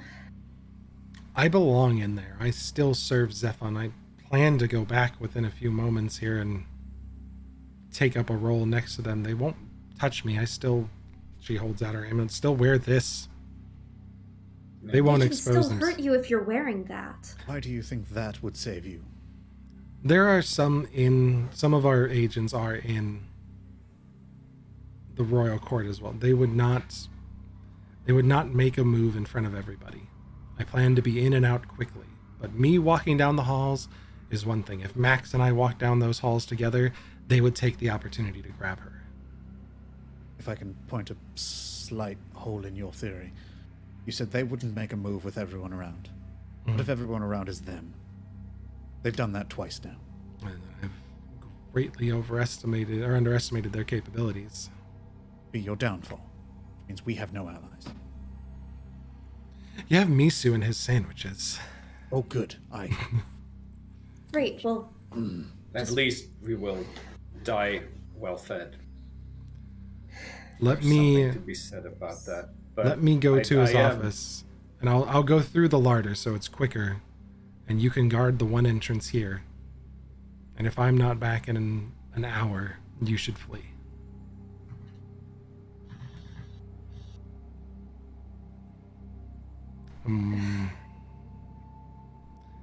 With that decision weighing on everybody's mind, we're going to take a quick 5-minute break. oh my gosh. So thanks everybody for joining us on stream. We're going to get a quick 5-minute break and come back and wrap up our last about hour and 20 minutes here. So thanks for coming and hanging out with us. We'll be right back.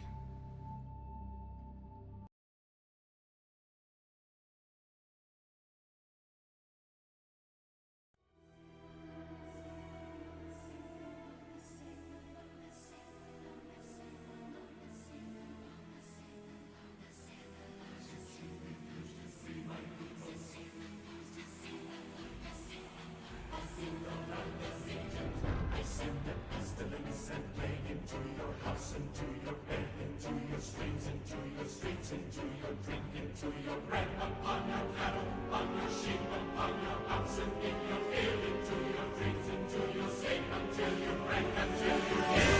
I send the storm, I send the sword, thus saith the Lord.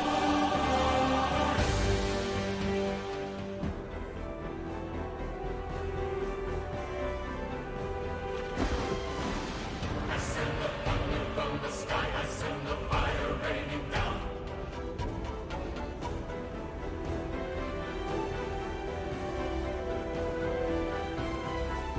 I send the hail of burning ice on every field,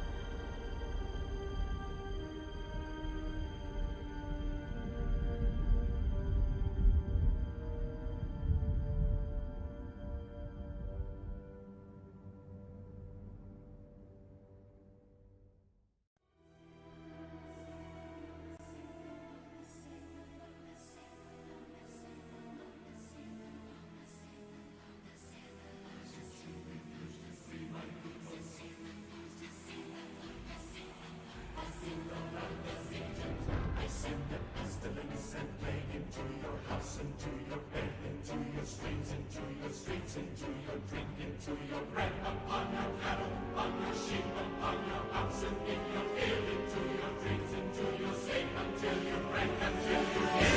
I send the sword, I send the sword, thus saith the Lord.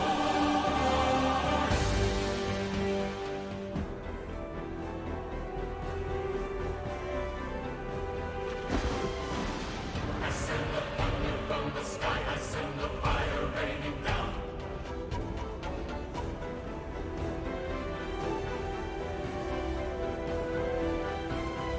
I send the air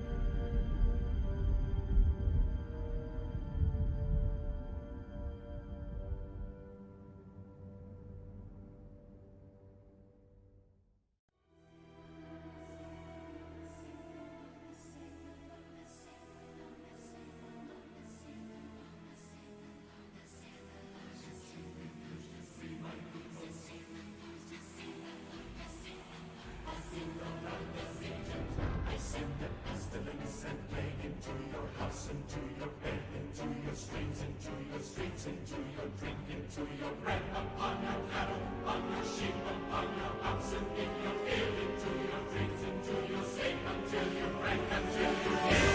I send the storm, I send the horn, thus saith the Lord.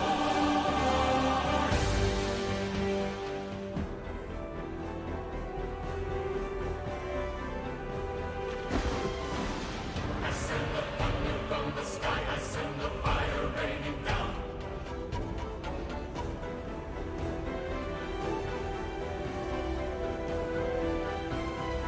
I send the hail of burning ice on every field, on every town.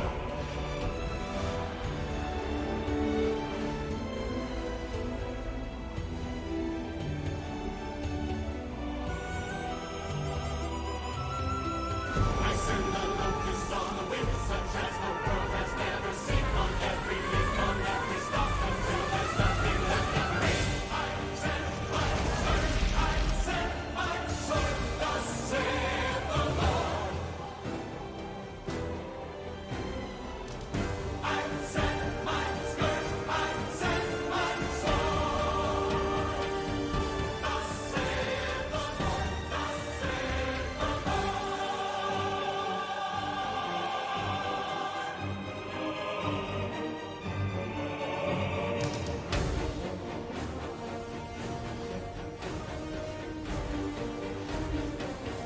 I send the sword, I send the horde.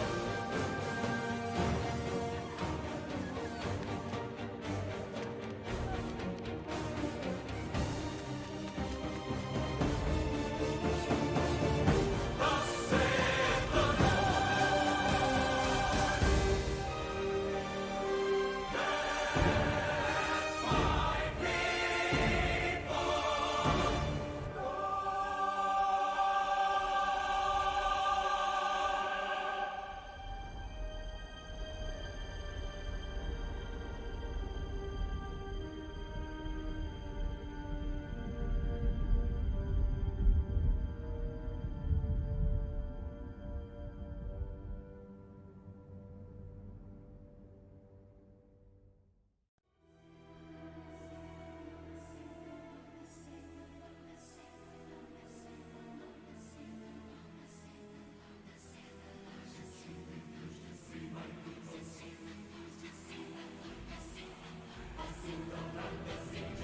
I send the pestilence and plague into your house, into your bed, into your streams, into your streets, into your drink, into your bread, upon your cattle, on your sheep, upon your oxen, in your field, into your dreams, into your sleep, until you break, until you hear. I send the storm, I send the horn, thus saith the Lord.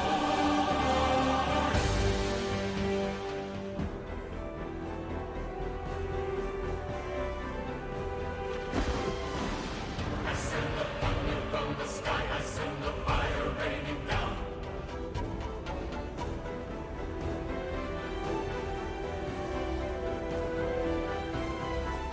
I send the hail of burning ice on every field, on every town.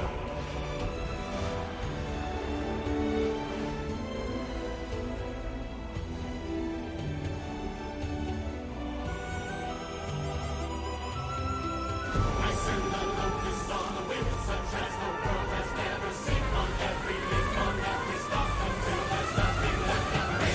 I send my sword, I send my sword, thus saith the Lord. I send my skirt, I send my sword, thus saith the Lord, thus saith the Lord.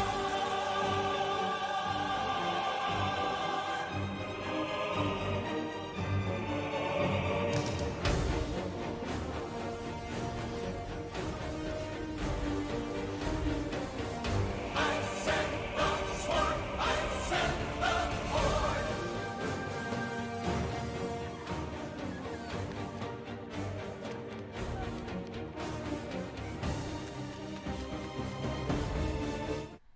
Welcome back, everybody.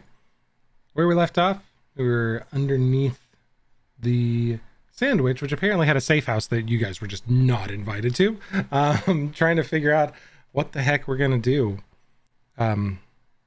Irene is begging you, Maximil, to let her act in your stead and to find your way to safety, and possibly encourage new allies in Rosita to help you out, because maybe they've got some information, or they could help you prepare to take this on at the Ashohayan Council. I did say in 2.5 months, I did want to let our new friends on the stream know that months in Cyorion are a season apiece. They are 56 days long, and there are only 4 months, so 2.5 months away is really about 20 weeks away, and days are 8 days long, or weeks are 8 days long, so there's that too. We just do everything really difficult in Cyorion. But she says that's going to be the best bet for you, and she would really like you out of the city. But I'm willing to go grab whatever documentation I have that I can snag from Zephon's desk and get it back to you.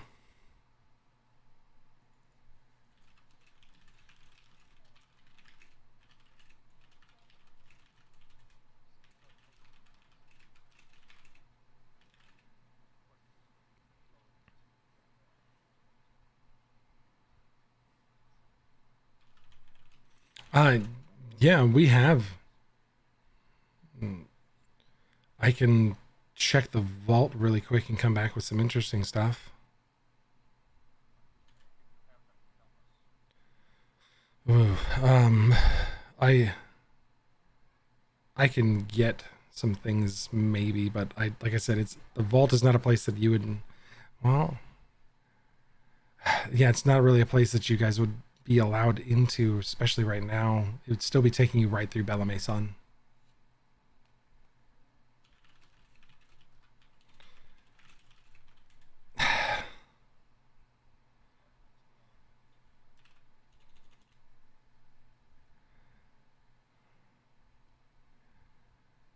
Okay.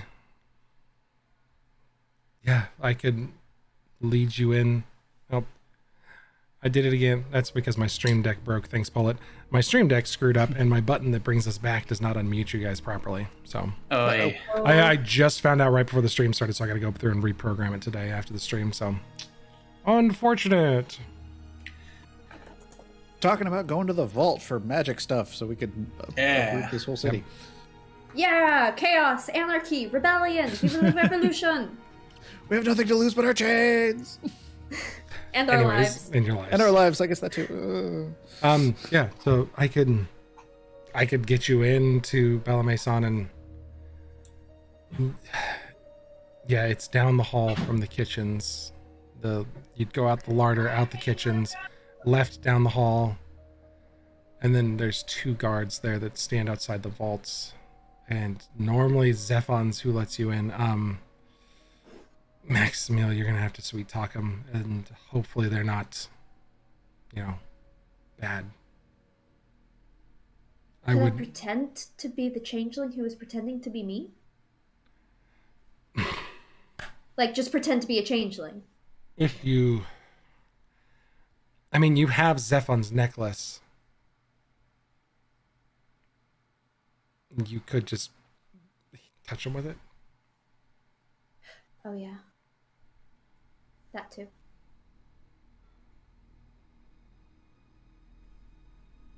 Okay. There's just so much that I wish could get done.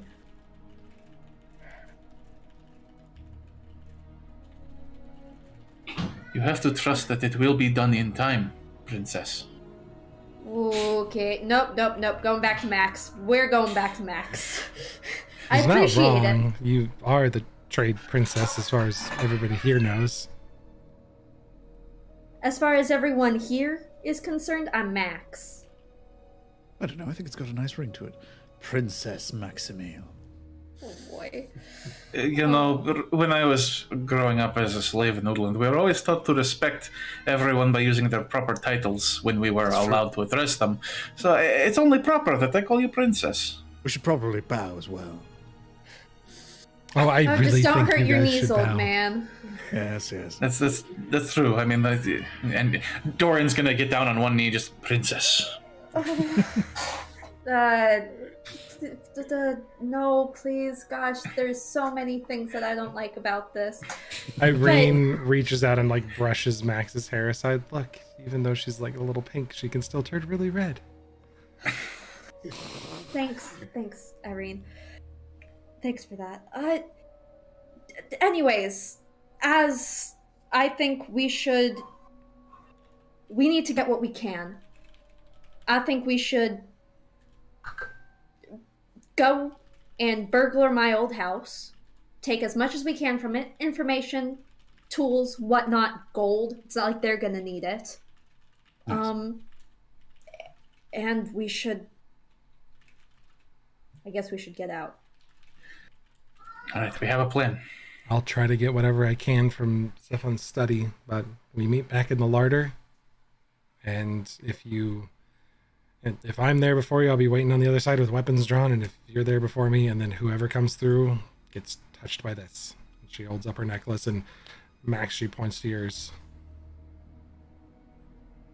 Yeah. All right. One more thing before you go. I know this is just another extra ask, but if you are able to find any information in Zephin's room about my life before Katya, specifically other people in Malio-Popet, Okay. I would be indebted. Absolutely. I'll find what I can. You want someone to go with you? Are you sure? Yeah. We're sending you off to your Do you death. want to stand watch outside the door? I guess since you're all going to be in Bella Maison anyways. It's all very nice. dangerous. There are guards inside the castle. And you standing outside the door might be... More conspicuous. But if I was standing outside the door... Is Zephin's room trapped at all? No. He had no reason to trap any of it. We'll check anyway. Okay. Then yeah. Soren with me and the rest of you to the archives, or to the vault. I guess. All right. I think that is the plan, yes. Okay. All right. She opens up a hatch on the bottom of the floor, and it drops into this very thin tunnel. Doran, Tarak, the two of you kind of shoulders get a little tight, squeezing through this tight corridor. And then eventually you break through into this little bit of a hallway, and you can hear something rustling above you. Or Irene like sneaks up, and she opens the hatch that leads into the larder first, and there's something stuck. She like pushes it a little bit, and she goes, they put something on top of it. I don't think it's malicious. I think it's just somebody put a barrel or something there. Doran, can you, Let me. or Tarak, one of you, I don't care. Yeah. Yeah. I'm gonna need another shoulder on Try to this. help. All right. Okay. She's So gonna I'm give you gonna aid. help. Give you can do an athletics check with advantage as you kind of just heave this open.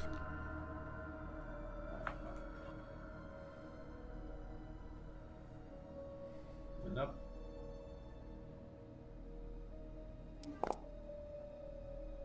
That is a total of 25. 25. You push it open. And this barrel that was on top, you hear it kind of start to tip over and crash. And Maximo, you see something you haven't seen before with Irene as she notices it starting to move, and she vanishes in front of you. And this little puff of smoke is left behind, and you hear a grunt from the other side. "Yeah, I got it. Okay, hold on."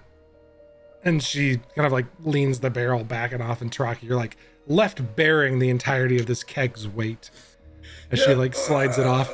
But eventually the two of you, the 25, work together, and she gets it off. Okay.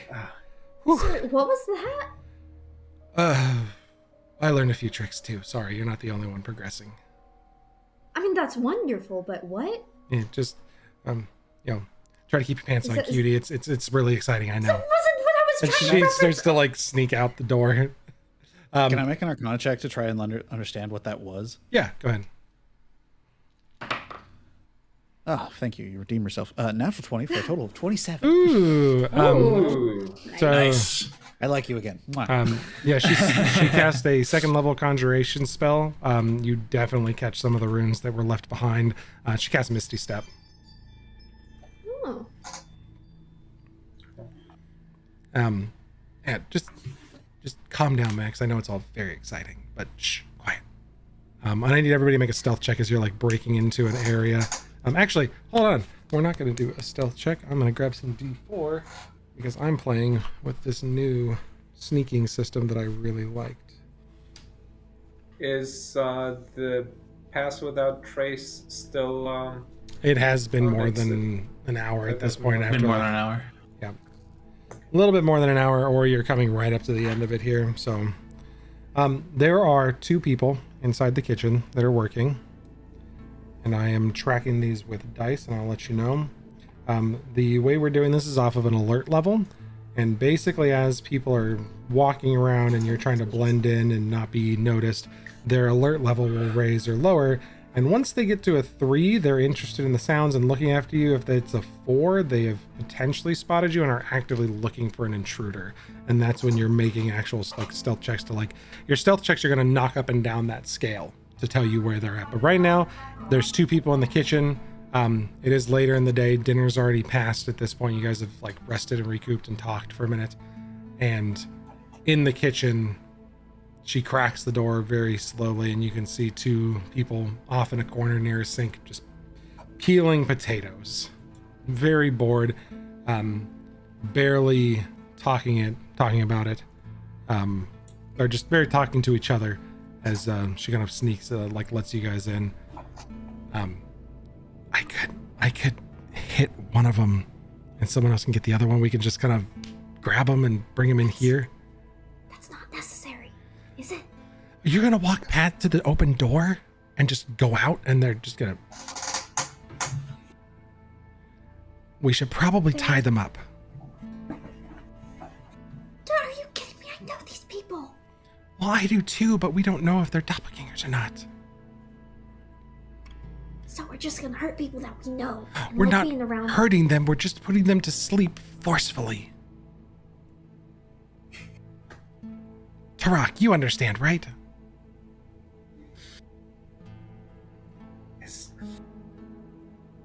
They're not going to be hurt permanently, and it is the safest course of action for now. Okay, Tarak, you grab the other one. I'll grab this one. They are completely unaware. And you guys easily slip up behind them. Irene gets a blade on one throat as you kind of watch her and time it and grab the other one. And she just goes, not a word, or I slit your throat on these potatoes. That's how you want to die? Okay, come with me. And she like starts backing them into the kitchen, or into the like the larder where you guys are standing. Tarak grabs the other one and follows. So if you do exactly as we tell you, you will not get hurt. Otherwise, you will die. And the 2 of them are just going, okay, whoa, dude, okay, easy. And she backs them up so you guys can like sneak behind her so they can't see you. And then she like goes into the larder with Tarak, and the door kind of closes behind them. Tarak, she like eyeballs you, and she's holding the dagger, and she kind of goes, she like makes a bashing motion towards the shelf.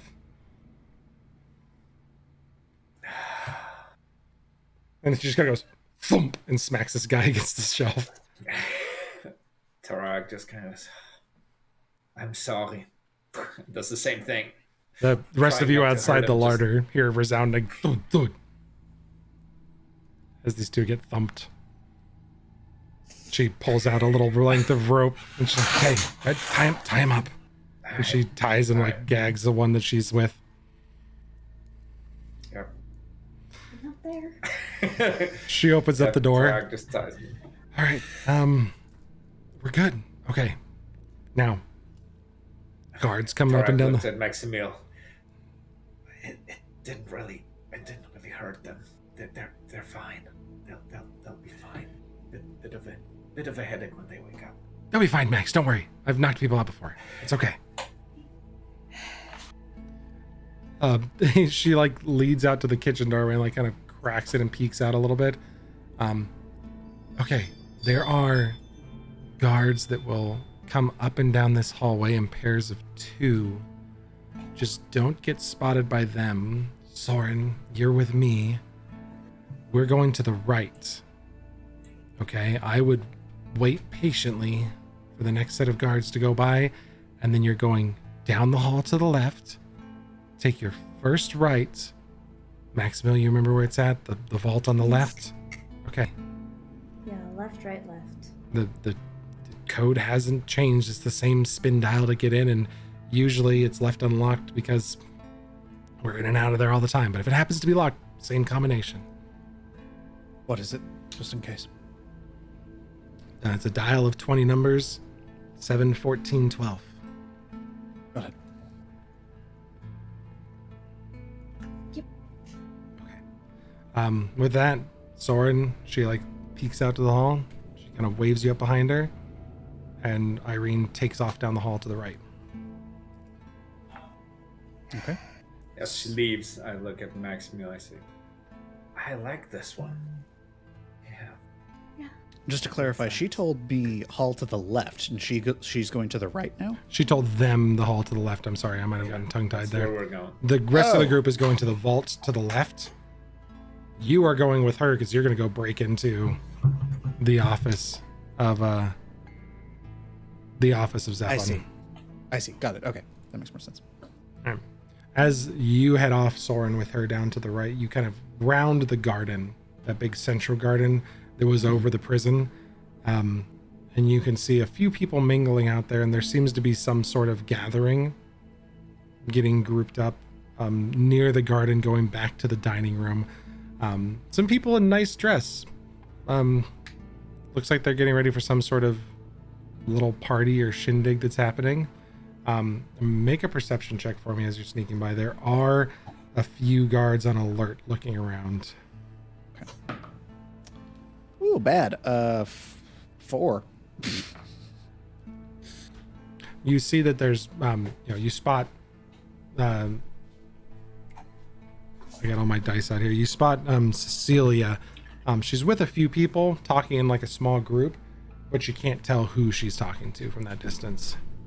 And I need you to make a stealth check as you're kind of slipping down the hall underneath the eaves of the garden in this central circular room, making your way back to the hallway. And I'm going to go ahead and roll 1 for Cecilia, or for Irene. Irene got a 16 total. A little better. Stealth. Oh, that's right. It's plus 22 total. Okay. The rest of the guards kind of like around that main garden are looking out toward the group of people talking. They're barely looking behind them at the hall on occasion. And you can see as you're peering over the edge of the like marble half height, like the waist height kind of barricade that goes between the hallway and this open garden rotunda. You can see across there's a set of guards coming towards you guys, just patrolling down the hallway as normal. And as they're making their way towards you, Irene kind of veers off down a hallway to the left and ducks down it. And you guys get out of eyesight of those two as they walk past. She kind of pulls you into an alcove.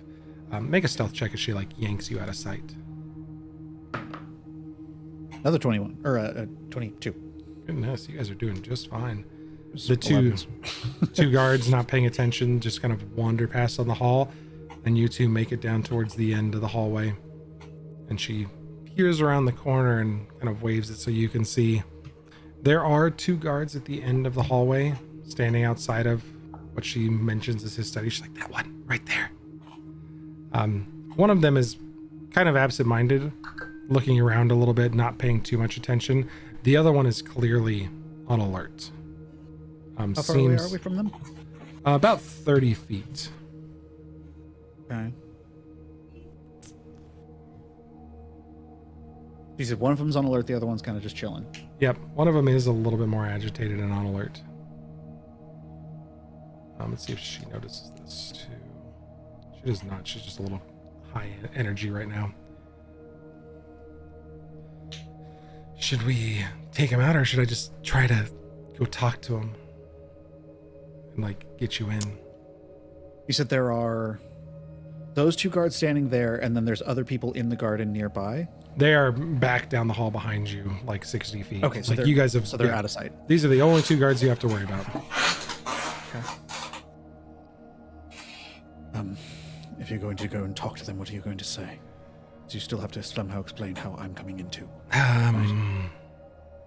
you have a hood? She like looks around and she sees like a tapestry. Yes.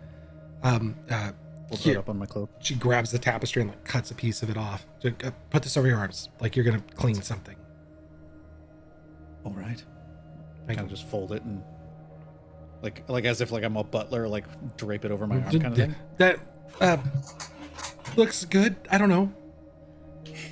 Usually I just plan. yeah I know. I mean, do you want to go this way? And if they just use it to hide something, you can cast spells, right? Yes. If something goes bad, just shoot him from underneath that. We'll just drag him in the room. Gods. All right. She, with that, kind of starts to lead you up. Oh, yeah. Alternative plan. Yeah, please, if you have make one. a distraction. Make a distraction somewhere else I can use without moving my mouth. I can hide my hand under this. Some sort of verbal distraction elsewhere. Sure, down the hall further. Suppose. Something to get them away from us. I'll talk to him, you distract him, and we'll see if they go. Cool. All right, so she'll lead you up to those 2 guards. The one on the left gets clearly a little agitated as you're approaching. And she's like, I'm sorry, Lord Zephan needs some stuff taken care of in the office here, if you don't mind. She like slows her pace a little bit, waiting for you to do your thing. As I'm approaching, I'm going to cast Minor Illusion, because it is just somatic and material. Okay. I'm going to make the sound of some sort of guttural growl around the corner, back the way we came. Just some sort of kind of sound within 30 feet of us, just some sort of back that way to get them to go away from us. She And immediately kind of like, try to play up the whole like, what was that? she grabs you and like puts you against the wall. She's like, oh my heavens. Make a performance check as the 2 of you freak out here. She's gonna do the same. Natural 20, good, because she sucked. Nice. She sucked. She only rolled a 9. Good Natural stuff. 20 for a total of 24. Nice. Oh gods, what was that? The 2 guards are a little bit more on alert. One of them is on alert now. The second one is just as much disturbed as the fact that you're here, that something is growling from around the corner. What do the 2 of them look like? One of them is a tiefling and the other one is a human. Do they appear to be like, young guard age? Mid 20s to 30s, like Okay. young 30s. I kind of want to play up the old man thing and just be, oh, young man, you should go look at that. That sounded bad. I don't know what that was. Which one do you lean and talk to, the tiefling or the human? The human. As he gets close, when you're just like, young man, please, he like stops and kind of is like, yes. He leans in and you see him get a little bit closer to the 2 of you as she's holding you, and his left arm that's closer to Irene starts to shift and change.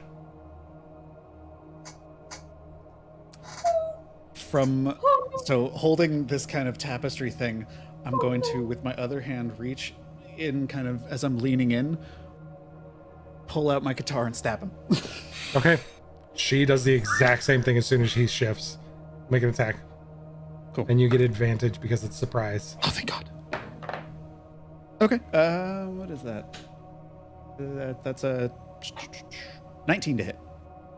Okay. You both hit, and I'm not going to make you roll damage because he comes in close, and you both critically strike him, catch him off guard. You drive a guitar up through his chest, and she very quickly with a dagger in through the side of the neck, and both of you grab this guy, and she pulls him off of you, drags him down into the room, and like elbows the door open. And she's like, the other one. Oh, I thought we each got one. No, you got one. The other one was still running down the hall. She like okay.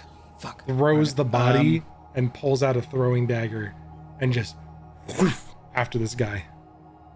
Okay. I'm gonna hit him with Mind Sliver. Intelligence save for him. Okay. Oh, he rolled an 18. Damn. She does hit him in the back with this dagger though, and you hear him go "Ugh!" and like start to like try to reach back and get it. He's still standing though. Actually, question. Yeah. Fuck it. I want to. I haven't used my reaction. I want to cast Silvery Barbs as well, since that's a leveled spell, and I just hit him with Mind Sliver. I want to have him do disadvantage on that intelligence save. Oh, okay. Here we go. Other dice is a 5. He failed that one. It'll be 2d6 psychic damage for my boy over there. 3, 9. You completely catch this one off guard too, and he like falls with a thump near the corner. She's like, "Go get him!" And she's like, picks up the doppelganger again, as who's now like fully shifted back into a doppelganger status, and like throws him into the office. You come down to that tiefling male and pick up a young adult tiefling boy. You know, All right. Does he look dead? he is not breathing. All right, well. Unfortunate. I'll drag him and drag him down the hall. She kind of leans out and quickly prestidigitates the area, and the blood I'll help with that. gets picked up. She like, here, when you're ready to leave, give this to the boy, and then punch him in the face when he wakes up. What is it? It's a healing potion. Oh, I thought you said he was like dead. He's not breathing. From what you can tell without doing a medicine check, he looks dead. Can I do a medicine check? You can do a medicine check, sure. There's 12 plus stuff. I don't know what my medicine There's a is. very over a 10, very faint heartbeat. 14. Very faint Okay, heartbeat. I'm gonna cast Healing Word on him too. Okay. So you need to knock him out though. Katira does not. Katira doesn't need to be a part of this. Just you heal him, and then she's like, he chokes out. This guy's been through some trauma. But Wake up, go to sleep. All right, Wake up, go to sleep. Wake up, go to sleep. You got about 5 minutes. All right. The rest of you, whatever that is, I'll keep the healing potion. the rest of you have a set of guards go past you from left to right. And then as soon as, actually, who's leading the charge out there? You got Doran, Maximiel, and Tarak. Maximiel, you seem to know the best where we're going. We'll follow you. Okay, but I'm also not very sneaky. All right, fine. Let's We'll left. do our best. Left. I already used my spell, unfortunately. You can only do it once. Maximiel, make a perception check. Can I do? Hang on. Can I do? You can do pass without trace multiple times? Yeah. While you check your character sheet, Maximiel, you make a perception check for me. check. I'm pulling it up Yes, for you too, sir. Tarak. Pardon me? I'm pulling it up for you as well, Tarak. Yeah. Perception. Good. I'm really good at those. Hey, I am, and I make natural 20. What when do I it see? counts. I Dang. perceive. You perceive everything. So there's a group moving left to right. As I'm looking at the camera, I'm like, no, that's right to left because it's reversed on my stream. So left to right. They move in front of you, but then over their footsteps, you faintly hear a sound of another group approaching from the right. Right. Okay, but we're going left. Yep, they are coming down the hall if you want to try to slip in front of them, but they are pretty close. Okay. Then we'll wait Okay. until they pass. I just put up my hand. That way. All right, you wait carefully and quietly. as the other group kind of passes in front of you. Who's in that group? There are 2 guards in that group. One of them's half orc, the other one's a human. Okay. Once they get out of sight, I want to go after to the left. Yeah, but hang on. So yeah, out of character. So I thought that since it was a spell, not a cantrip, I can only do it once a day. I thought you spent key points to do it. That's how I thought it worked. I thought it was like you spend Yeah. some number of Double people. checking. Yeah, Here we go. sorry if it's. You can use points. 2 key points to cast Darkness, Dark Vision, Pass Without Trace, Thank or you. Silence. All right, then I shall cast. Have we been just giving Turok free pass without a trace this whole damn time? One a Yep. day. This son of a biscuit. Well, Monk. I only used it Nope. once. 'cause I'm just blaming monk shit. This is just monk shit right here. It's got monk shit written all over it. It's written all over it. So yeah, you used 2 key points earlier to cast Pass Without a Trace. You can use 2 key points again to cast Pass Without a Trace. I have a You'll have total 1 of 7, left. So, I have a total of 7 key points. 'Cause- So- Oh, 8 yeah. key points. 7. Yeah, 8. What level are we? 7. Wait, 7. 7. 7. Sorry, 7. That's what I thought. Yeah. 7. Anyways, So, pass without trace. Okay, so you And- have 4 key points left. I don't know why Foundry is not updating you properly, but we'll get that fixed.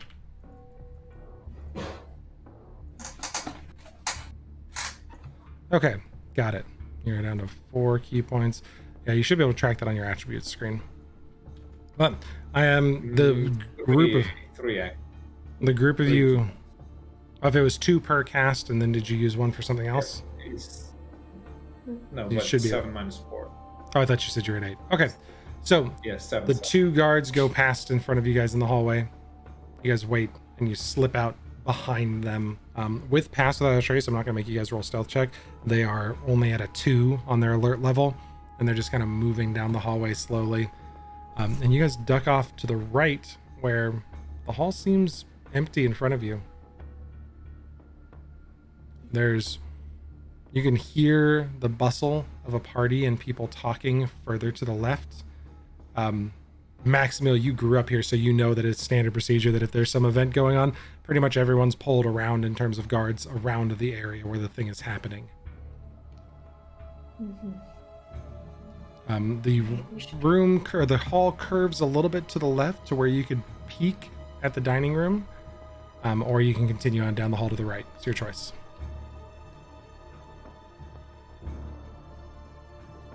she peeks. She hasn't been up here in a year. Make a perception check and a stealth check as you're sneaking up around the corner to take a look. Do I get to add the 10? You get to add the 10. Pass Without a Trace lasts an hour. Okay. Another perception. Oof. I do not perceive with a 3. You spot Ekimon in the group talking to a whole bunch of people, but there's a bunch of folks in there dressed for a formal event, which you're just not sure. A 14, thank goodness for Pass Without a Trace. Yeah. So, but Ekimon's in there. Along with about 60 other people. There's some event happening. The alert level raises as one of the guards at the hallway down from you kind of turns with interest and like looks back in your direction as you duck behind the corner. What are you doing?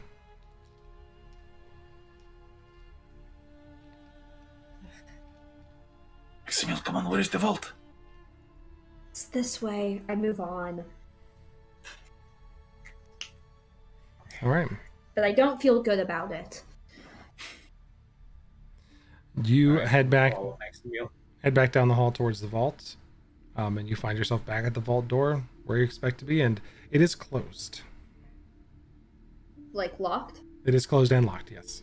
It's got a vault like dial pad on the front of it when it's closed. 7, 14, 12. You turn the code into the dial, and with a shunk, the door opens and unlocks. Nice. Good. Right. Open it up. You open up to a scant, almost completely emptied vault. All right. All this for nothing. Not nothing. There's stuff in there. What's in there? There is a small bag in the corner Okay. with the with a intricate pattern stitched onto the outside of it. Mm-hmm. It looks pretty interesting. Other than that, that bag like set in the corner is the only thing of interest besides a couple like gold vases and candlesticks and things like that that decorate the room. Okay. You said this Bag like is grabbed. okay. You grab the bag. I look Can inside. you- It is a bag of holding. Okay. That's ours You now. can't really see anything inside of it, so you could definitely reach in and see. Can I like? Can't I? You I could will not upend turn it. inside out. Yeah, but you could But that upend it may- and dump it out. Yes. Not here. It's coming with me. Okay. You package it and grab the bag. There's a couple items someone- worth like coin in there if you wanted to snag those two. They're just like loose vases and gold candlesticks that you could totally jam into the bag. There we go. Yeah. Supermarket sweep, just running down the aisle, holding open the bag, put everything in there. You grab the few things that are in there. My parents. This vault is emptier than you've ever seen it, and it looks. Make an investigation check, all of you actually, just as you're in there looking around, because you're expecting to come into this vault of like magical artifacts and cool stuff, and it is empty. Oh, sorry. I did a. Oof. Natural one. Maximiel is just busy supermarket sweeping this whole place. That's an 18 for Doran. Okay. And it's a 16 for me. The two of you realize quickly that this was recently cleared out, as in like in the last hour or so. Looks like they beat us to the punch.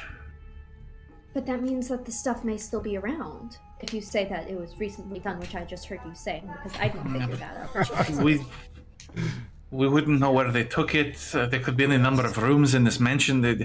I don't think we have the time. We should get back to the larder as soon as possible. I think we need to get out of here. But what if there was something really cool in there that we could grab? Like something This- that this- would make you harder to hit. This bag that you have, maybe they dumped it all into the bag. Does it feel like heavy? A bag of holding feels like it's a Bag, just bag. Alright. I think everything in it feels like 5-10 pounds, like the bag. Yep, the bag itself is like Yeah. 5 or 10 pounds. Okay. We won't know until we get safe and figure out what is in that bag. But we have to get you safe. I think we need to leave now. Let's go. And Tarak kind of just pushes Maximil ahead of him out of the vault Oh, this is so And- unsatisfying. and then closes the vault door behind him. Okay. Lock it. All right, you lock it. The guards are patrolling in the hallway down in front of you, but are, not too interested. They're still at a fairly low alert level. But you guys can attempt to slip behind one of the patrols back to the larder. Mm-hmm. Make a stealth check for me, everybody, as you guys are slipping past.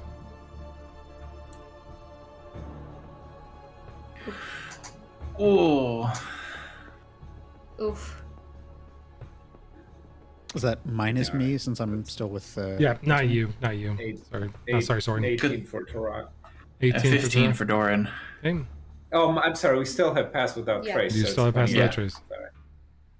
And that is 18 for me. Okay. You guys managed to slip past easily into the larder, back where those two are waiting.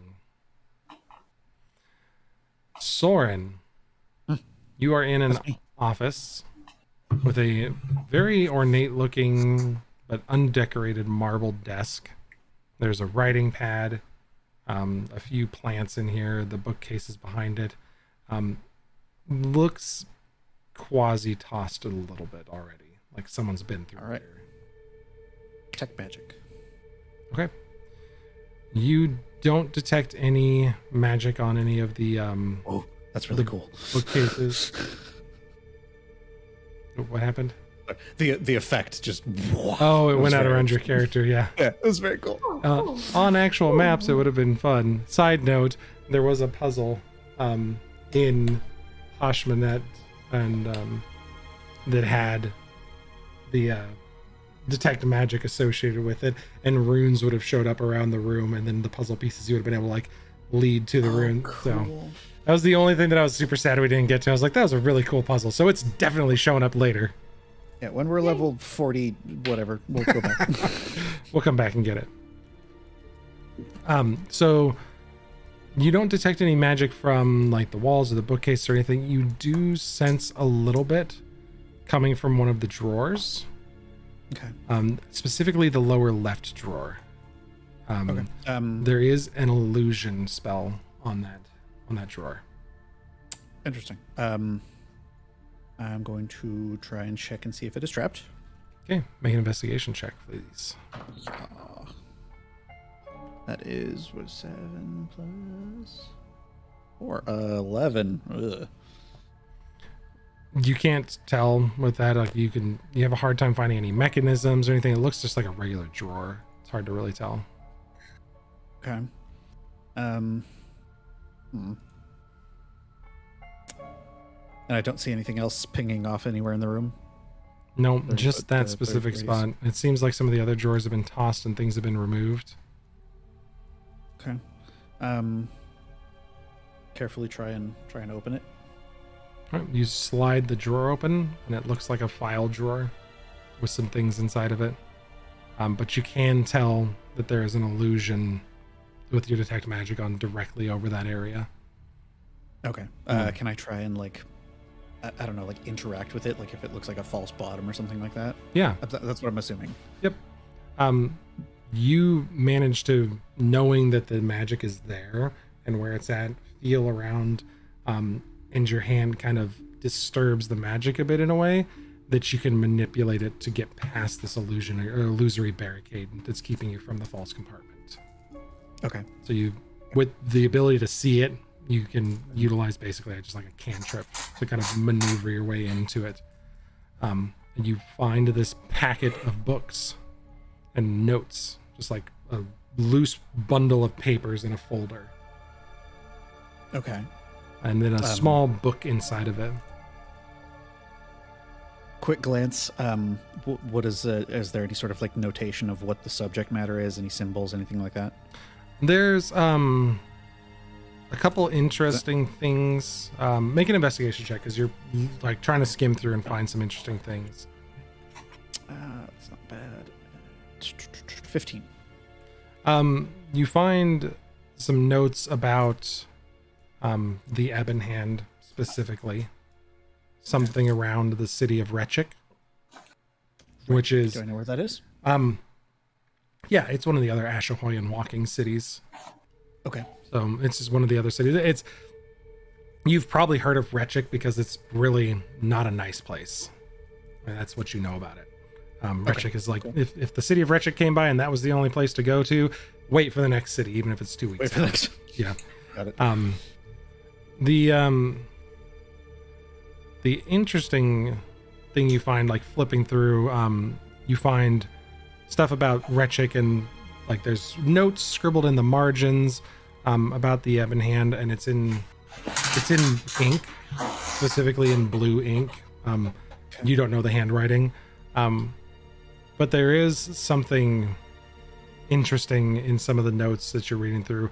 There's a small book, and in one of the margins, you think that there might be some phenomancy adjacent discussion happening in this book.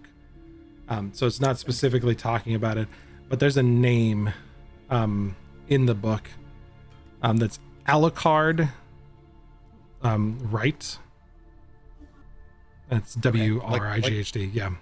Like reverse Dracula? Alucard? Did I just like totally like I was like grabbing a name off the top of my head because I forgot to write this down earlier? Did I screw up and like name something that's from pop culture? Yeah. Yeah, it's kind of, yeah. It just depends on spelling. There's WRIGHT for right, Alucard, ALUCARD. Yeah, that's Dracula backwards. Man, my brain. So okay. it's not Alucard, It's a cool name. right? It's not. I can't do it. I can't do It's it. a cool name. Alucard Benson, BNSON. It's because I had this like idea and I was like, he got a good enough one. He actually gets The a name. last name wasn't the problem. It was just the first No. name that we were excited over. Oh, Yeah. oh, Yeah, the first name was what. Oh, Yeah, Yeah, the first name- Alucard is Dracula backwards. oh, that's okay. I like the name Alucard. Yeah, I've always. That's why we were like, wait. Yeah. Cool. I do, Okay, It so has to do with blood? no. Yeah, it has to do with I was blood gonna say, it magic. has to It's do with- Alucard with blood. Oh my god. Hold on. That's it. Right. Canon. The most people we've had viewing the stream, and I was today years old when I realized Alucard is Dracula spelled backwards. the anti-Dracula is the phenomancy Yes. teacher. It's turning into a Castlevania spin-off. Let's go. Good Yeah. Lord. I'm there for What is a man?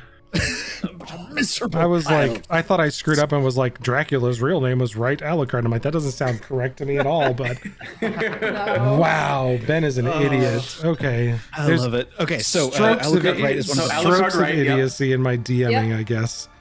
All right, Alucard Wright is canon now. So, yes, this Alucard Wright, I mean, we got totally fucking sidetracked from what was actually important and happening here.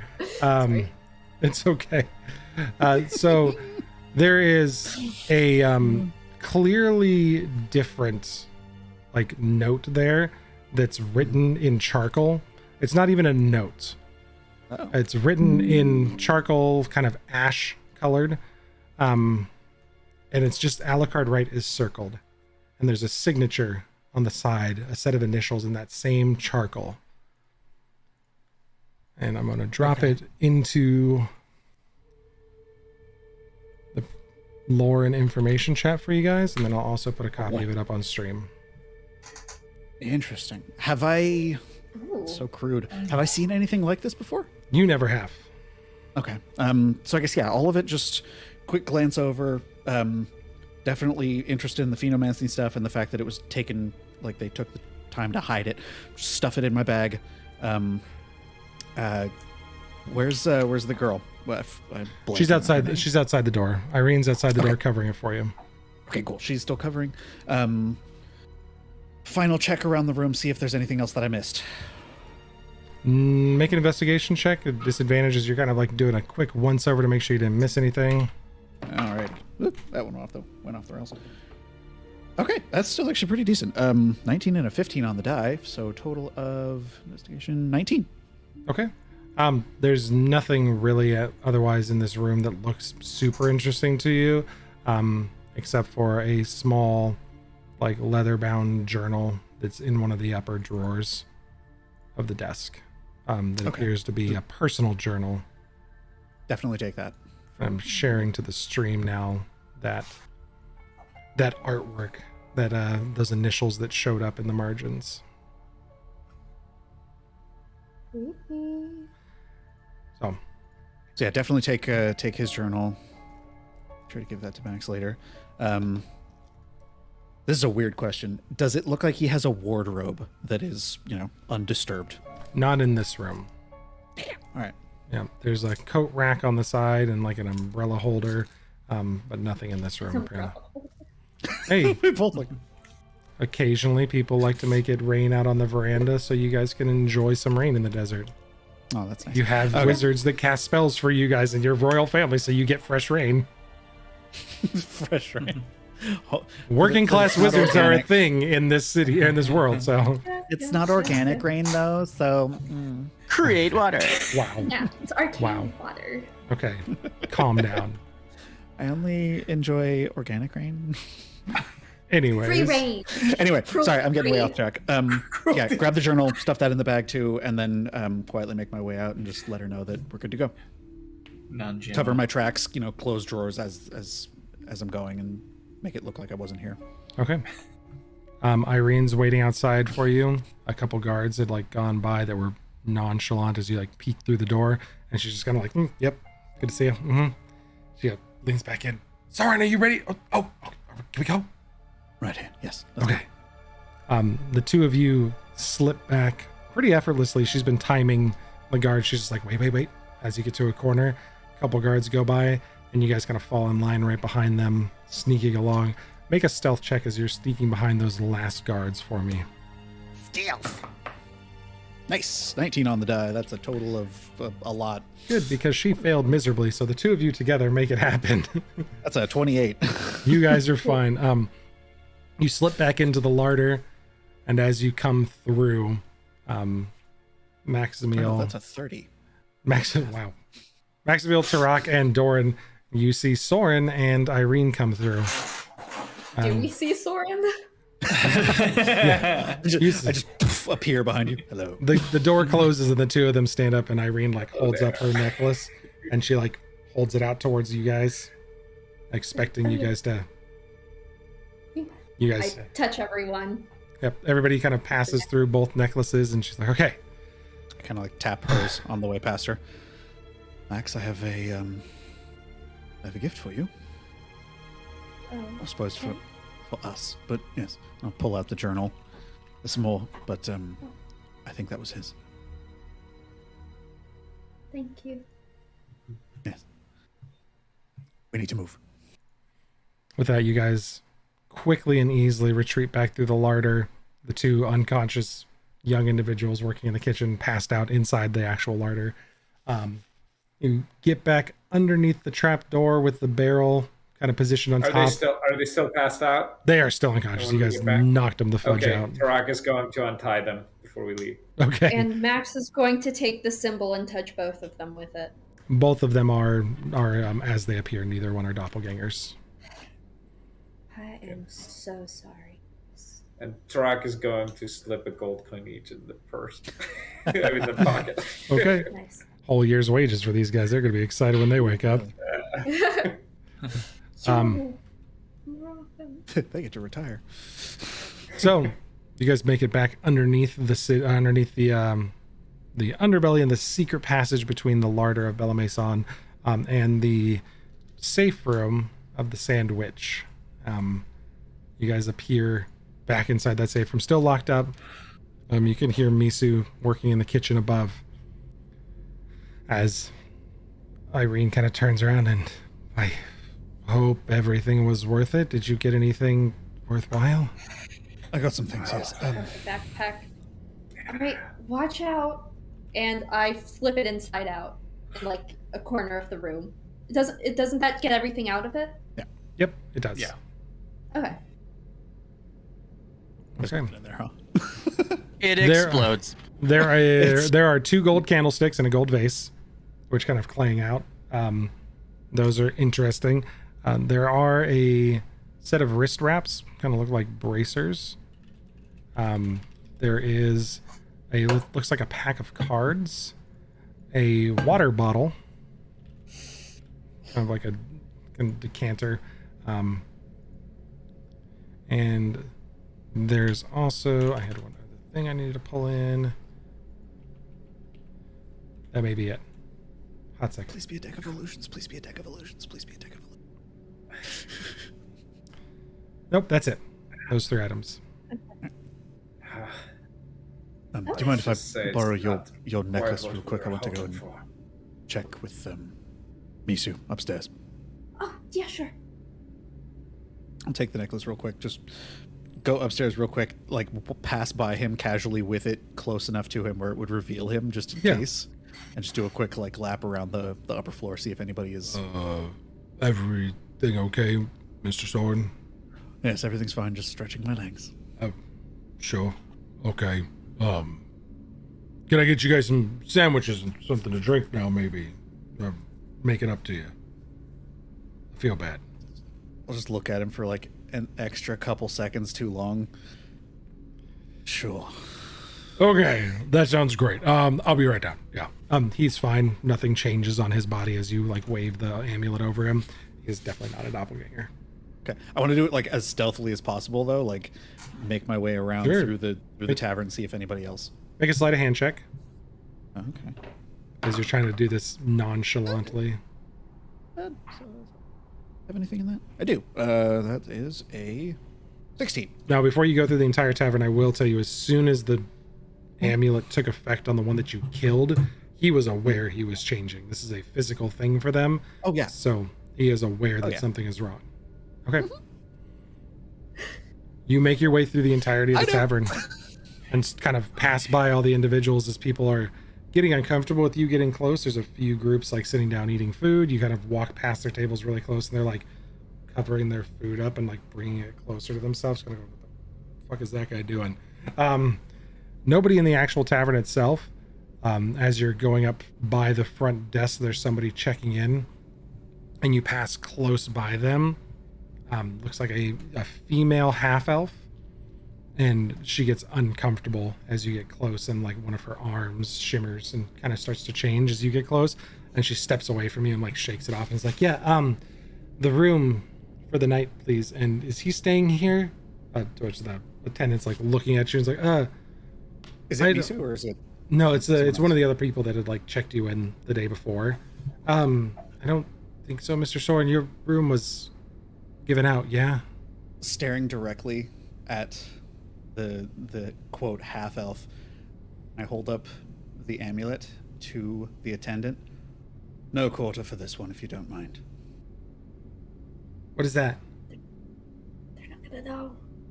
They don't know. What? But That's a nice necklace, but why am I not renting this person a room? To which the other one is now like, I'll find somewhere else to stay. Thank you. Thank you. And That's best. grabs her bag and leaves. That's strange. Did you need a room, Mr. Soren? No, I'm fine. Okay, well, I hope you're enjoying your lunch or your dinner then. Thanks for stopping by the sandwich. I would really appreciate it if you didn't scare off any more of my customers, though. They were here to kill us. What? Pat him on the shoulder and just walk back downstairs. And she's like leans back after you. Misu? Is everything? Yeah, it's all fine. Don't worry about it. They're just gonna be helping me in the kitchen for a bit. Yeah. Okay. Misu is not convincing at all. I know. This is great. You should probably not do that, Mr. Soren. It's a very bad idea. How do you figure? If they're here to kill you or they're looking for you, now they've confirmed that you're somewhere here. And that's they knew we were here already. They knew we were. They sent someone here. Zephyr. They knew we were here. Zephyr showed up, canceled your rooms, and they were thinking maybe, I don't know, somebody showed up. Sure, now they've confirmed you're here, but I'll leave that up to you guys with the brains. I'm just gonna make you some sandwiches. All right, I'll be done soon. Yeah. Come back downstairs, toss the amulet to Max. They know we're here. Oh no. So leaving boy. now? Where are they? Post haste. Okay. I put all the stuff back in the bag. Oh, wait, before you do that, Oh, nope. you know, I've been meaning to find a way to entertain myself on the road. I'm going to take these cards. Sure. Here you go. Excellent, thank you. What are these gauntlets? You want them? Here. Tarak looks at them. Does he recognize them? They look like wrist wraps. You're not sure exactly what they do. Okay. Soren, would you mind? We're kind of. I can take care of that later, but we need We're a little to go. pressed for time. Yeah, we need to get out of here. Assassins are coming to kill us because they know we're here. They're coming right now? Why? Most likely, yeah. Oh. Why are they... How do you know? I found one upstairs. Then they're already here. So we gotta go. Okay. Is there Exactly. another way to get out of We here? don't Is there have like a time back for this. door? We could take you out one of the balconies. You're going to make me use one of those stupid guns again? No, we need to get you to a Through the lift city? with, I'm kidding. Let's go. where are you gonna go? Wherever you lead, you said we have a lift. I mean, you're leaving the city, yeah? Rosita? Horses and Rosita. Okay, that sounds good. Do we have horses? Do we have a way to get there quickly? I have horses for you. Okay, thank you. So you all head out of one of the balconies. Irene leads you up into another room on the second story, kicks open somebody's door, and walks you directly through it. And someone's like in the bathroom going, "Excuse me, do you mind?" At the All 5 of us. the group of you just marches through the room. Close my eyes. Irene's like, "Sorry, official business, please." You get to the balcony, and she's like, "Okay, well, you could probably just jump." You guys are about 2 stories up. Oh dear, this is going to hurt. Okay, no time to waste. Let's go. I'm gonna jump. You can make an acrobatics check to try to reduce your damage by half, as you guys know you're making this fall. Anyone have feather fall? So Tarak just jumps down. Take out my guitars. It's 13 on the acrobatics for Doran. I'm gonna try and jump down with my blade song active. Ew, Try fancy and man. make a flourish of it. I like it. And do I need an acrobatics check? No. The monk. Tarak is slow fall. The monk, no. The monk is fine. Rock is fine. That is a- Monk shit. That is a 26. 26, okay. Doran got a 13. Maximilian, what did you get? And I will roll for Batra. I Poor Batra. haven't Poor Batra. rolled yet. I'm just going to levitate myself down. I don't feel like taking damage today. Let's see if I don't Batra's feel got like anything like that. I don't feel like taking damage today. Everybody's got some safe way to descend except for Doran. Doran's just like, okay, we're just gonna hurt. Ugh. I paid for 150 health. I'm going to use 150 health. Almost twice as much HP as me, or something. Since you guys have seen it before, Batran, the hair grows out his back, and you see the prehensile hair just like grab onto the wall, and he uses it to like climb down via hair down the wall, and then as he gets down to the bottom, it goes and like sucks back into his head. That was an effective way down the wall. Yes. I was disgusting. I'm sorry. Are you ready to go, Spackle?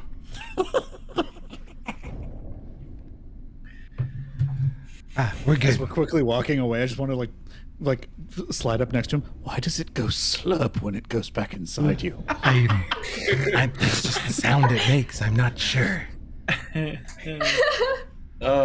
hair is strange when it grows and shrinks quickly. Of course. Is Irene still coming with us? Irene is leading you guys. Okay. She leads you through the city, and I need you guys to make a stealth check. Pass Without a Trace is probably gone by now. You guys probably got about 30 minutes of it left. I'll give it to you here. Hey, yo! 20. Oh, wait. That's 19, 20, 29. I need to know who all did not beat an 18. 27. With Pass Without Trace? With Pass Without a Trace, who did not beat an 18. That would be Doran with a 16. Batran also got a... Batran got a 17. Let's see, we got Maximilian at a 27, Tarak at a 30. What did you get, Soren? 29. More than half of you succeeded. So as a group, you managed to duck alleys, go behind buildings as you see that there are official Katya guard out here looking for people. Irene eventually gets you to a stable where she brings some horses out, leads them down a side street as you guys are near the edge, looking off of the edge of the city of Katya, this massive walking behemoth of a city, as you come to one of the lifts where the guards are. And as you're approaching, the 2 guards standing by the lift are like, well, we're moving, we're not open for... And she just throws out 2 daggers and catches each of them. Don't worry, Max, it's just they're just poisoned, they're gonna fall asleep, they'll be fine, just get on the lift. It's going to be a rough landing, so I hope you can ride as soon as you hit it. At any point, have we seen her go and collect the daggers that she's been flinging around? The ones that you were with on her, yeah, she did pick those up. Okay. And then as you guys are close here, she like pulls the daggers out of the two guys as she walks past and goes over next to the lever and kind of unlocks it, undoes this huge bolt that usually takes like a couple people, but she like pushes it out, manages to get it undone, and she's like, look, it's gonna be rough, but I'll sow the dissent you want me to. Max, I love you and you need to come back to me. And she just goes, shunk, and the lift starts to... No, I'll come back, Irene. And the lift starts falling, and then you hear a little bit of a chunk as she kicks out one of the safety regulators, and it starts falling at double speed. And you guys are moving quickly enough, but not enough to actually hurt you upon landing. Usually these like lower fairly safely, as you hear guards yelling above you. You're all descending fairly quickly. There goes that plan. As Irene takes off into the distance, this lift now swinging and swaying with the massive steps of Katya, this walking city thundering through the desert.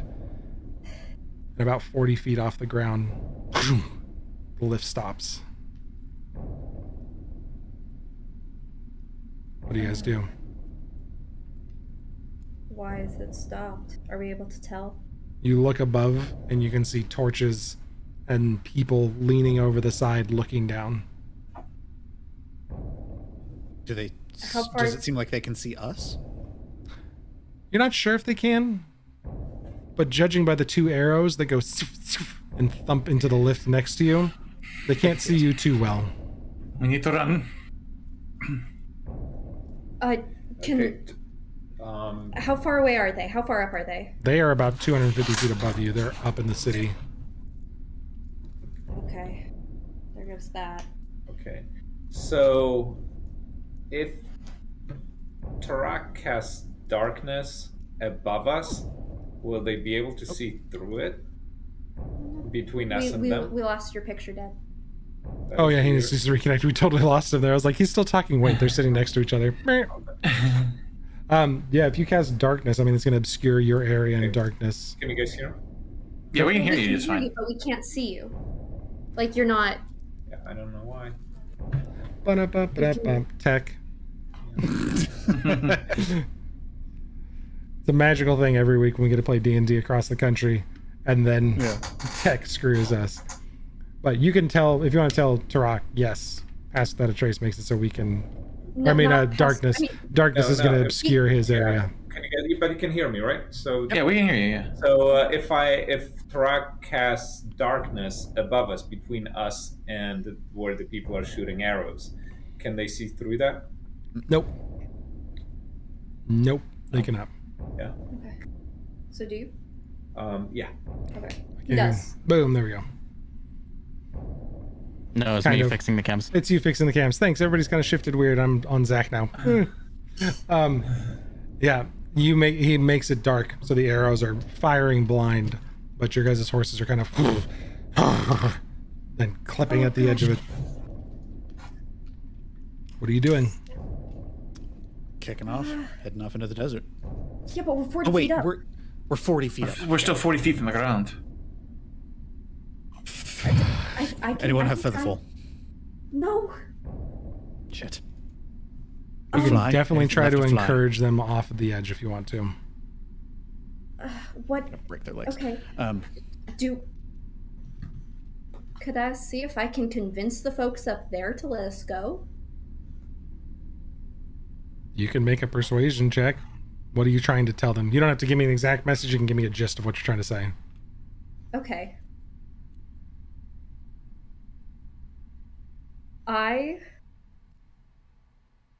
am going to try to be very threatening and intimidating, because I am very angry right now. So Max casts Fly on herself, and as she floats up, she's going to lift up through the darkness, and she's going to make her, like, using thaumaturgy and whatnot, hair billowing, eyes black, voice like super ethereal, and is going to just rise and very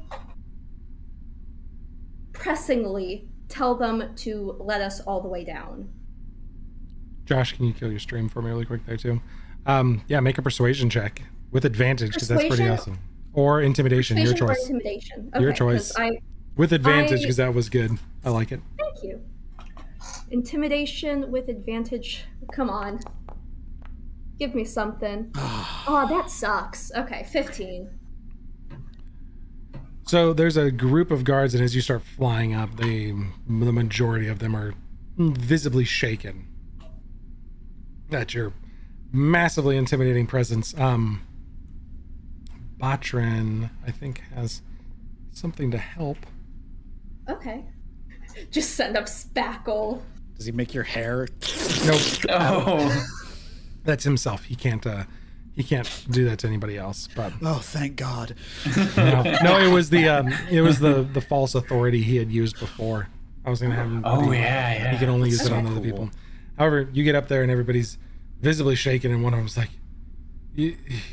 "Yes, ma'am," and like reaches over and pulls the lever, and the rest of the lift starts to descend down, letting your friends get back to the desert.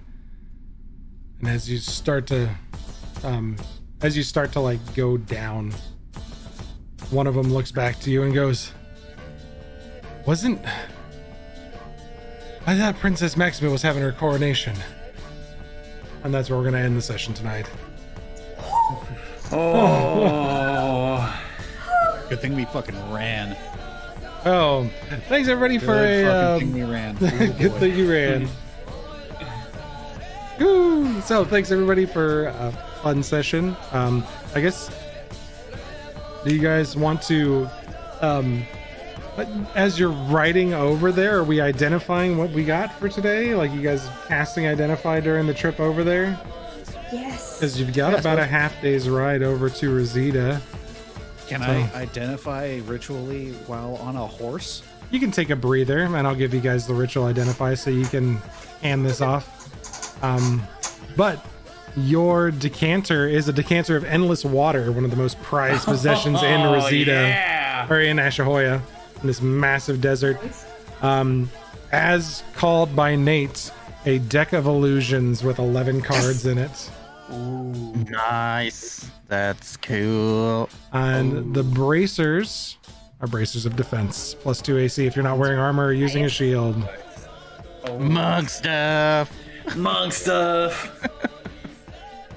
Yeah, monk or barbarian stuff, I think, right? Mm-hmm. That's true. Yeah, I'm also on armored defense, and my AC is fairly middling. You guys get to fight about stuff. Like 13. Yeah. Okay, yeah. If yours is 13, you take them because mine's like a 15. Yeah. All right. Yeah, mine's 13. Yeah. So. There we go. We'll hand out some items. We got a bracers of defense going to Tarak. We got thank you. Deck of Illusions going to Doran. We picked those up for funsies. Yeah, I got cards. I could play cards on the road. It's fine. Play cards. Oh god, there's a dragon! And then Maximil, the decanter of water, and the bag of holding. I'll keep it for now. Okay. That's where we're at. Thanks everybody for joining us this evening. It was a pleasure seeing all these new friends with us, and tune in next week. We'll be back. Thanks everybody. Thanks, everybody. Thank you. Good night. Bye, guys. Bye, Mom.